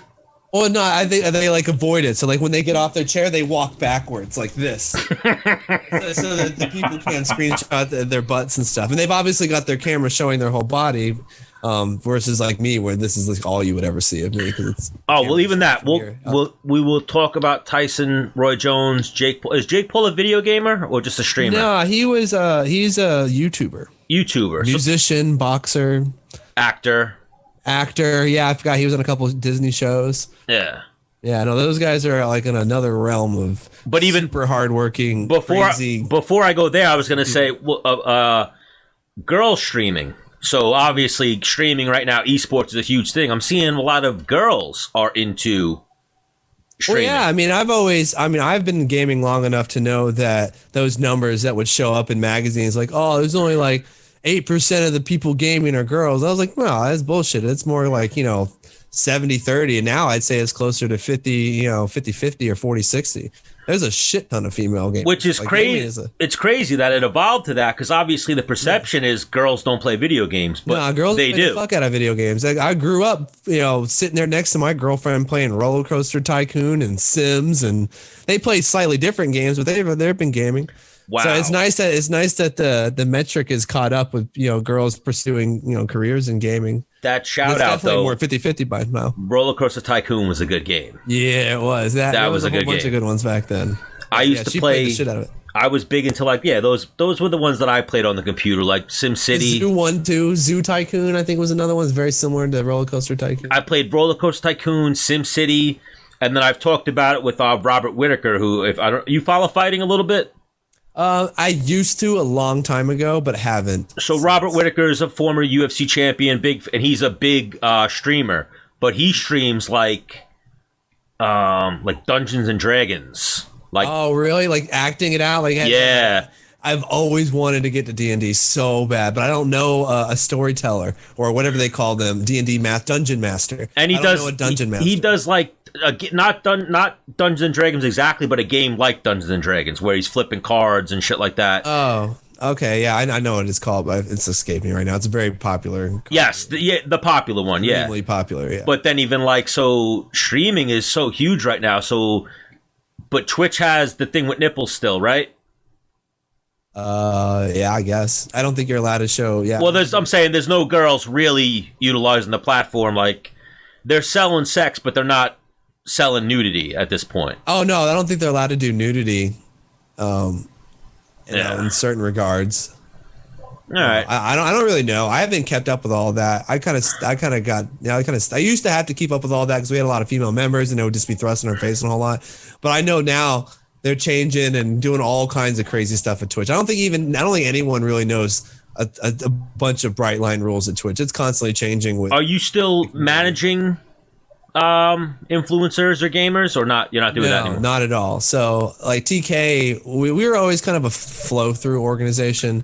We were there really, like, it was something we kind of I did on the side, really, to just help friends and whoever else wanted to come through our doors. And some of them were pro players, some of them were streamers. But eventually, we did well and they did well, and to the point where they could either move on to people that they could give them bigger offers, or they had opportunities that were outside of us and went to go do those. And we'd always be more than supportive. So it was kind of like people would join, but they'd also eventually leave constantly. And we've seen, a fair share of the most popular influencers, gaming influencers right now, came through our doors at one point in time. But once we got pushed out of the league, so much so that we couldn't buy into the franchise, the hype died down, and our members that were doing well sought out other opportunities. And I kind of just, let it, go as long as it could, so that everybody that wanted to go find another opportunity had a home until they went and did that. But eventually, we've done really well, and then everyone eventually found somewhere else to go. So there is still a team right now, right? I still own the company, but there's no members. It's just me. Oh, okay. Yeah. And now we closed up shop officially about like a year ago. So when you say closed up shop, is that for good, or are you going to restart it eventually? Well, we need a significant investment to keep up. So TK didn't keep up. Well, nobody kept up with the growth of esports. We just didn't get an investor to keep us up there at that top tier. What if, sorry, I've been listening. I was on the toilet.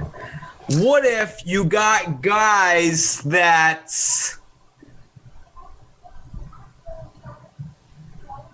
know the exposure you can give them, and they played for you for that reason? I mean, I've seen you that doesn't ever work at that elite level. That's not how you want to run it anymore. Like, now you want it to be all contracted salaries and stuff like that. Okay. For me to revive TK, I'd have to find a partner and a capital investor and a group of people that wanted to do it. Simply because I did it all myself for so long, and it generally, I was basically putting all my all into this thing that, didn't really earn me a living or do any of that kind of stuff. It was like almost like I was giving away all my time. And like we didn't have enough to keep up with everything. So eventually it ended up where it was. So to bring it back, I wouldn't make that same mistake. Like I ran that company like a family and a group of friends. And we made a lot of decisions that would only make sense because we cared about the people. They were generally, I would choose the members over the team constantly. And it got to the point where like, they all got what they could out of it. And the only thing that was left is a team. So to make it go forward again, we need somebody to come in with like $5 million and then a couple other people with big ass resumes, like former execs and from other companies to come run it. Because little old me couldn't do it anymore. I tried to do it all myself and it didn't work. It worked until it didn't work. So the producer of Menace and the Man doesn't carry enough weight, like that job title. No. But if Cliff wanted to come on down here, he could run it. Like he has the resume that with the people that he'd be competing with and doing partnerships would accept. But little old me, old YouTuber, and my 2 degrees, doesn't measure up when you're competing against the ex-vice president of ESPN. Huh? Cliff is a team of like 25 people. Yeah, I know. I was just giving an example. I mean? Like it's not just the money. Yes, you need people. What you're saying. You need people from the industry, and when you're dealing with that kind of money, they'd rather build their own thing. Right. Which I think they've made that mistake. I feel like they've all poured $50-60 million into building teams and franchises, and they're smaller than one of our tweets, and like they don't have any fan following. They've built no generic. They haven't grown at all. What's that doing now? But they're on a 10-year growth plan, so it's hard to tell whether you're right or wrong. But at the same time, I feel like they spent let's say throw a number. They spent $5 million out there building a brand, which they could have just bought TK and instantly had it all and have been spent that 5 years growing past what they've just now gotten to and could lose in a second. Yeah, but they've already invested $20 million. And be like, hey, you're going to make the 76ers, right? I mean, I met with a lot of NBA teams, but a lot of them didn't want to do it. Like they didn't see the numbers. And then plus there was a lot of politics behind it too. There wasn't just raising the money and having the staff. There was people that already had pre-negotiated positions to own the teams based on the Overwatch League. So it was like my only choice to get into continue was to sell it. And the one team that we could have sold it to had no interest in our creators, no interest in our team house. They wanted to buy the team, kick off everybody else, and put me in an office. And I looked at all these people, these other small creators who were living at the house. For you, it would have been awesome. But I didn't want to end up in an office either. So, I mean, in hindsight, I'd have taken the deal because the people I found out after years that they were either going to do fine on their own eventually or, wanted to go on their own path. And they didn't need me to kind of sacrifice the org so that they had a place to kick it for another 2 years. But, hindsight is 2020. Yeah. But then again, I probably wouldn't have wanted to be in the office either because they wanted me. Even the brand no one cared about. They're like, yeah, we'll buy TK, but we want you. We want you to come over here and run our esports program and build our stuff. And I'm like, dude, I'm a creator and I'm doing all this stuff because I didn't want to fucking be in an office. If I wanted to go be in an office, I'd be out there being an attorney. And I would have been fucking damn good at that. So, I would have, if I wanted to do that, I could have done that, but I didn't want to. I chose this life. What's next for Kos? Well, for the first time in my life, I'm dedicated to my own brand because I owned TK before my channel blew up. So I know my attention was always split 7 different ways. For the first time ever, I've got my brand and only my brand to worry about. So I'm taking more time to enjoy life. And then now I just want to grow my brand. So now the goal, I guess, to become the biggest YouTuber ever or just keep what I have as long as I can and just have fun. What's his name? Listen. What's his name? PewDiePie? PewDiePie? Yeah. Well, he's coming, PewDiePie. No, I don't want to. I wouldn't want to be that big of a YouTuber. I've matured quite a lot, and since then, I'm happier with a simpler life. Like I don't want to be mega successful or mega rich, and not because I wouldn't want the stuff that it brings. I don't want to have to work that fucking hard to get there. I don't want to I didn't want to be a lawyer because I didn't want to work 16-hour days. I don't want to do that. Like I did that for my whole life up until 2 years ago. Now I just want to do whatever I can to maintain a responsible income and also enjoy life. So, but yeah. So starting. I'm playing devil's advocate. How far ahead do you look in life? Now? Oh, I can't. I used to plan everything out. Now I don't really. Besides, no, I wouldn't say I would look forward at all from day to day. Like, no, I'm not saying. I invest in long term. You're talking financially. What you're doing now to help you later.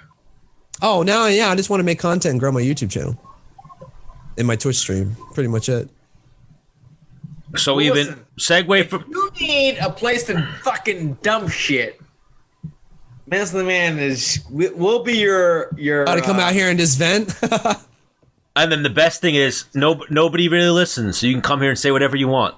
Good, because a couple of things earlier on might have been a little sketchy. My dude was talking about fucking knocking off dudes in bathtubs trying to make their way to America. I was like, bro, I'm an immigrant. That's how my fucking family got here. I was kidding. I'm obviously kidding. But yeah, no, like 100%. I'll like whenever, Dennis hits me up, I'll be here. Dennis is the homie. Dennis was and I've just met you. Nice to meet you as well. Yes. Stan the Man. Nice to officially meet you. Heard a lot of things. Because I said, I'm like, yo, it's the Menace the Man show. Who's the man? I'm like, my buddy, his name's Stan. Oh, okay.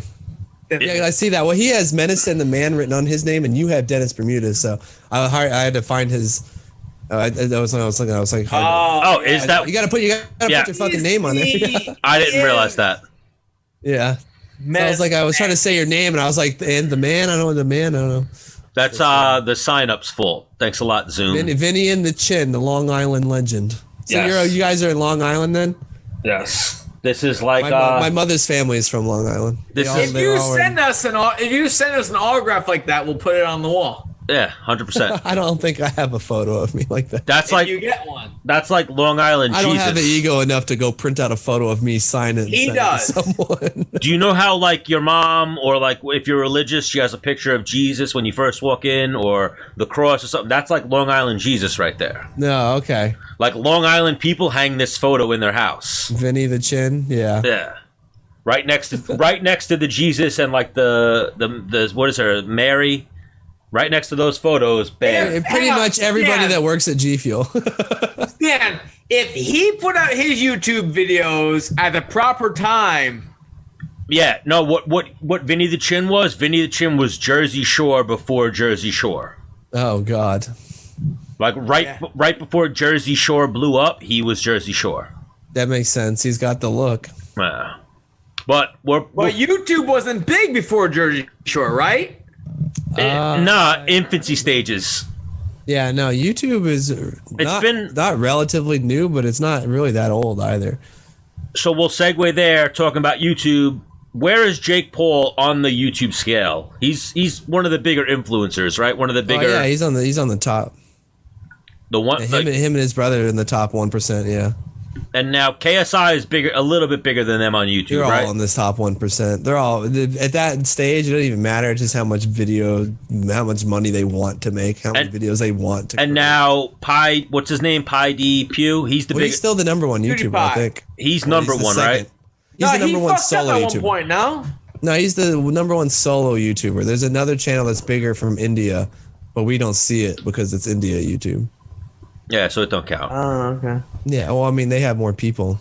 But, so Jake Paul this past weekend, fellow YouTube sensation, along with you, Kos, and Menace Tube.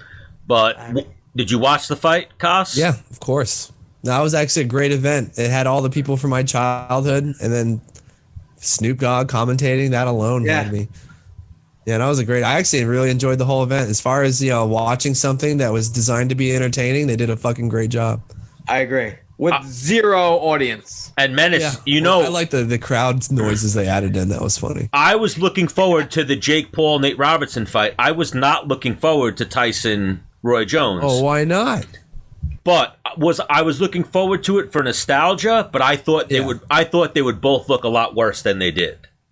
And I thought they looked amazing. Yeah, they definitely did. I mean, I took it for what it was. Actually, I was up there. I was like Snoop Dogg. I was watching my two uncles fight. I grew up this guy. I didn't want them to hurt each other. I was sitting there hoping that they would go the 8 rounds and not hurt, like actually cut each other or hurt each other.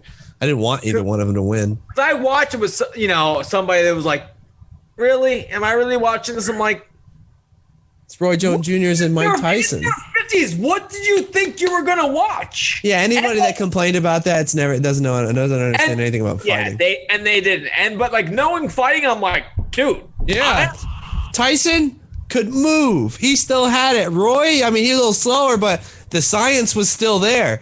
It was a great. It was a good fight. Wasn't big enough for Roy to do what Roy does. They even said it. They shrunk the ring. Well, also Roy's skills aren't what they used to be to do what he does. Not at all.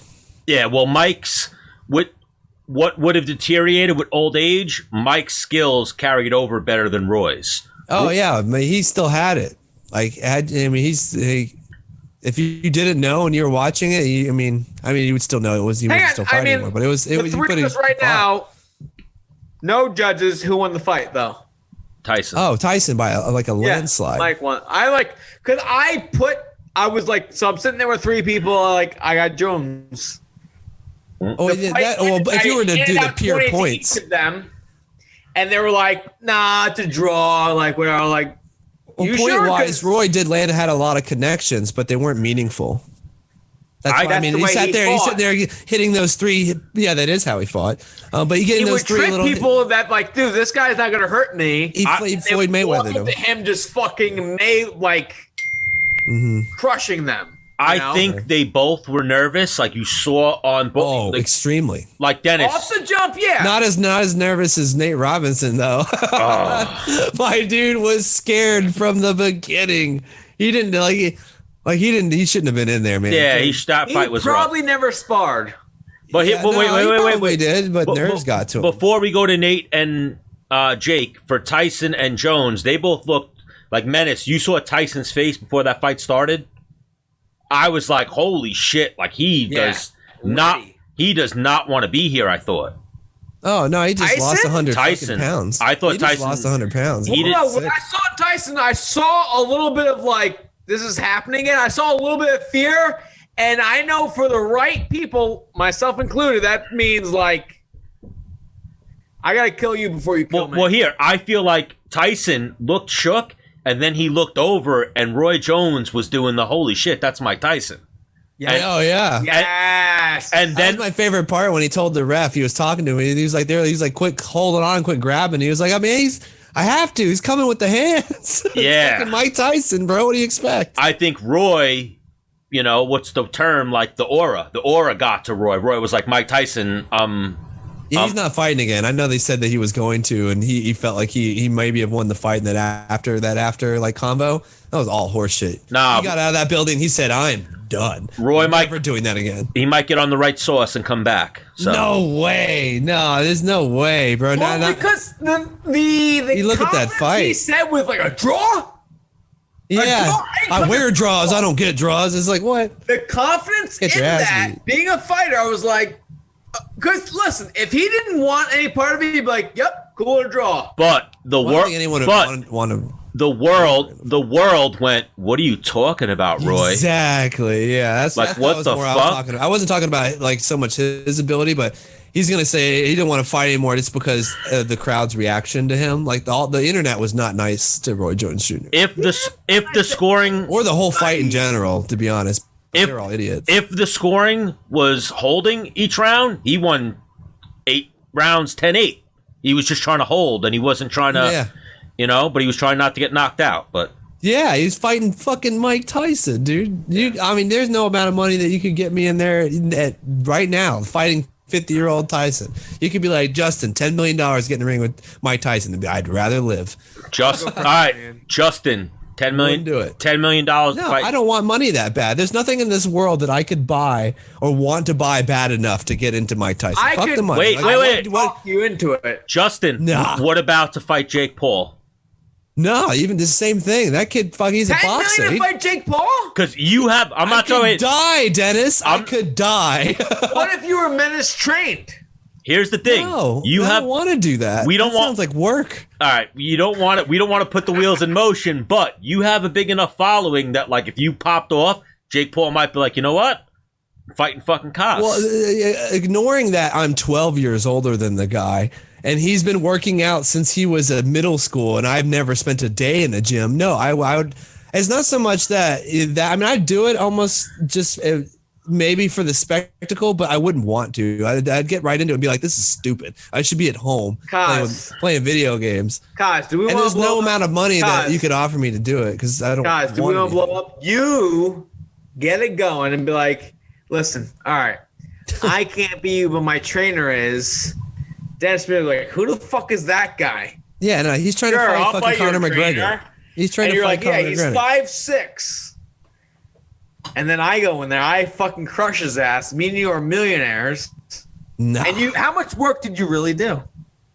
Huh? No, I'm good. I don't want to get into. I just said it earlier on. I'm not fighting anyone. You wouldn't. I need you for the gateway. I don't want to be in a boxing ring all together. I'm not a boxer. We'll talk about it. You will be in my corner of the boxing ring. No. Just argue, just cheering you on. Yes. Okay. This is the world right now, Kos. Boxing, I mean, I'll definitely do that, but I'm not getting in. Boxing has been taken over by YouTubers. Boxing has been taken over by YouTubers. Kos is next. No. Kos, you're my trainer. Kos, we already got an opponent for you. You're gonna fight Nate Robinson. Nah. He'd still whip my ass. He'd destroy me. My fighting days are. But no, it's something I was gonna say to you, Menace. That's a joke. Like, if I'm going to be posting Jake Paul memes and stuff, I got to start working out again because there's a chance that I could hit the Willy Wonka lottery and he could be like, yo, this kid keeps making fucking memes about me. So my warm-up for Conor, I'm going to fight this fucking kid. So, wow. Me and you, man. You better get working out, Stan. I got right. Because Jake Paul looks. Here's the thing. If Jake Paul right now was like, I want Stan the Man in an 8-round boxing fight, he would fuck me up. Why? Because I'd probably gas 1 round. But if me and Jake Paul fought in the street fight right now, like to the death, I like my chances. Oh, and the street fight's completely different. Even if me and Jake Paul fought right now an MMA fight with no rounds, like just 1 fight to the finish, I like my chances in that. Am I going to gas if he survives? Absolutely, but he doesn't know how to grapple. And his striking is really good for a YouTuber. It's good. I wouldn't get in a ring. Damn, what the fuck does that even mean? What? That his striking's good for a YouTuber? His striking, exactly. Most boxers have said that about him. They're like, for a YouTuber, he looks. That's what I'm saying. That's what his striking means. It's good for a YouTuber. He looks. I want to see him fight KSI. Good. That's who I want to see fight. Yeah, it's good. It's not. I'm not watching him being like, yo, he's real technical. He looks like a real polished boxer. He looks like he trains. He's put in a few years, and he looks like he's scrappy. Yeah. The guys he's fought do not know how to fight. They don't know how to. No, he hasn't fought anyone yet. They don't know how to roll with a punch. They don't know how to keep their hands up. They don't know how to get punched. They don't know how to throw a punch. That's why I think he needs to fight KSI, and then he can move on. Right? My God. Jake Paul. How much content has he put out in training? And each video he puts out is, I don't know how much, I don't know what that translates. You know how much money they win and get off those fight nights? Yeah, Jake Paul did nothing wrong in fighting Nate Robinson. Well, no, hang on. So let's say he puts out 1 training video a day. How much money is each video worth for him? I don't know. Probably ballpark. Hit with the low number. The low number? I mean, I don't know his view count, but let's say he put up a video and it got 5 million views. I mean, I'm guessing, I don't know, 30 or 40, 50 grand a video. Per day. Yeah, maybe. That's insane. That's what the lowest ad rates, too. He's on the premium ad stuff. It could be quite a lot more. That's how much you get paid for a video with a couple million views? Well, it depends. Like, so he's got a lot of subscribers. Yeah, so like, there's an algorithm. It depends what time of year. It depends what ad program you're on.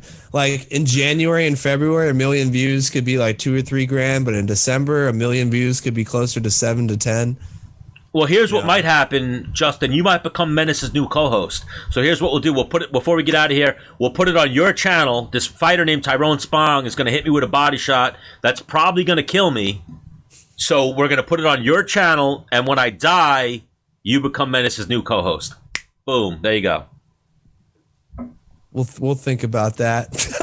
Menace and Justin show. Why are we regulated to half a person each? And it's like Justin. Why is it Menace and Justin? Why isn't it Stan, Justin, and Men? Well, I'll be dead at that point. Done. Oh yeah, I guess that makes sense. When you get off this show, Justin, Google Tyrone Spong. That's who's looking for me. Yeah, okay. I made a bad bet. Hang on, this is not a joke. He made a bet with him that Justin Gaethje would beat Khabib. Tyrone what? Spong. Spong. Spong. So we'll wrap this episode up. Menace, there's a fight this weekend. Your boy Gian Vellante. Do you know Vellante? That guy looks like he could murder like an entire village of people. He's probably killed the person. He's probably murdered an entire village of people. You are correct. That guy has never taken a second trip to bring in the groceries ever. No. Well, I bet that guy a body shot, so I'm probably. And he looked us in the eye via camera and said, "Your friend's gonna." That sounds like it sounds like internal bleeding. Your friend is gonna piss blood for sure. I was like, the way you said you don't drink, Justin. You're a smart man. I was drinking. Oh yeah, no, not much of a drinker. For somewhat of that same reason, I'm a talker. When I get drunk, I definitely talk. I hate being that guy. I gotta go to bed. Hit me with this fight. All right, just your boy OSP is fighting. He's gonna. You don't know who he's fighting. He's fighting Jamal Hill. I'll just go main event. I got OSP. Continue. All right. So awesome. He's got the best clone ever. So your three fight parlay. Do you think Vellante could beat Jake Collier? After Gian's last performance? No. I love Gian. I want him to win, but like he was winning that fight and kind of I gotta talk to him. I gotta talk to him in person. Like, you got uncomfortable and you quit, or like, give me the rundown. Like, he gassed, got tired. Well, Justin, do you know Gian? Mm-hmm. He's done some G Fuel stuff, similar to Dennis. I'm the only one that like reached out to the gaming community and like. All right. Well, you're the only one who reached out. He plays video games, but he wouldn't go to their house. Yeah. All right, so only fight that we really care about on this one. We obviously want Vellante to win. Your boy OSP. The main event, Jack Hermanson, Marvin Vettori, one of our past guests. I got Marvin. He's super tough. He's younger, right? Yes. Yeah. I'm going to go Marvin as well. I think he's going to pull off that upset and show the world that he's ready for Adesanya. Is this the next UFC? When is this happening? Yes. Yes, this Saturday.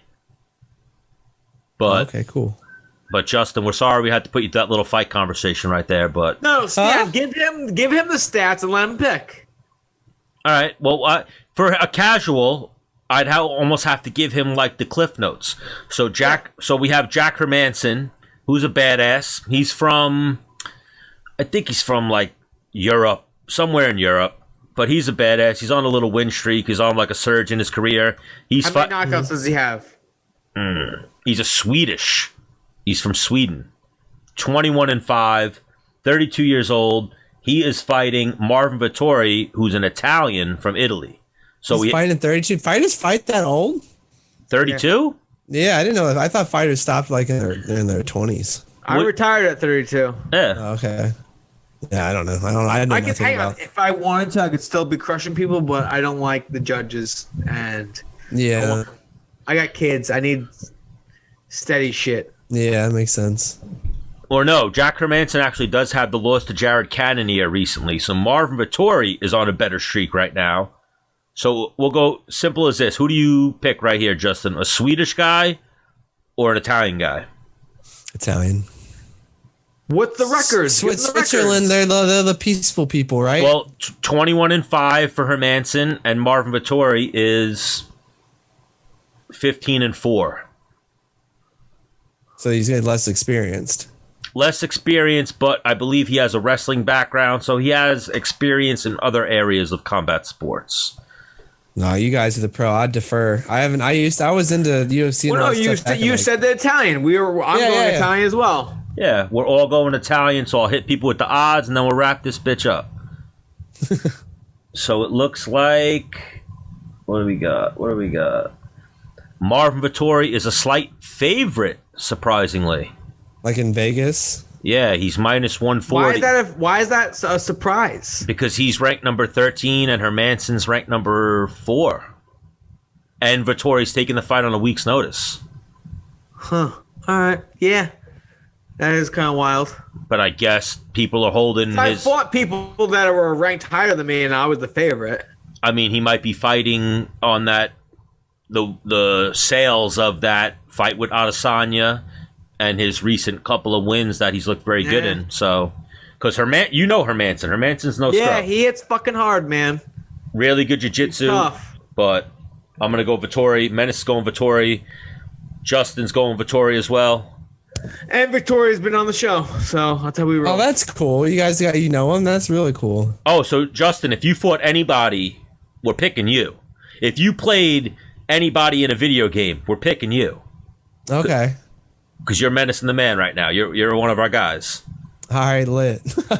So Justin, Kos, DFF, everybody, check him out. If you're one of his followers, come follow us. How's that sound? Because we're gonna throw you like 2 followers. You could probably throw us a good amount, but hey, that's 2 more than I had. I'll take them. And they're really good people, Kos. They're really good people. I mean, if they follow us, they are loyal. All of us, yeah. Like, I feel the same way about the people who follow me. I put them through so much shit. You're gonna see it's gonna be my mom and Dennis's mom who are your 2 new followers, but that's good. Lit. So episode 99, Dennis, always a pleasure to see you. Kos, Justin, it was nice to meet you. Thank you for giving us the time. And yeah, we'll do this again, fellas. All right, sounds good, guys. he was only supposed to come on for like 15 minutes, but I was gonna come on for an hour, but like I get to talking, and I haven't talked to you in a while. No, this is what happens. We get people on here like 15 minutes, and they're on here for an hour and a half. Like, what the? This is exactly exactly like we said, Kos. Yeah, I have to edit this shit now. Yeah, no, I always feel the same way when I record for like 2 hours. I'm glad I got the footage, but at the same time, I was like 2 hours, so long. Dennis now hates me because we went so late, and I now hate myself because I let it go so late and I have to edit it. But you Stanley piece of shit. Episode 99. We'll talk to you guys soon. All right, later, guys. Peace, Kos. All right, well, yeah, thanks for having me on. I gotta go. Where's your saying, Menace? Oh, well, see you later. That's your saying? This is well, see you later. Probably work on that. That doesn't match your personality at all. You should like knock over like that stack of G Fuel behind you and scream. Then I have to pick it up every time.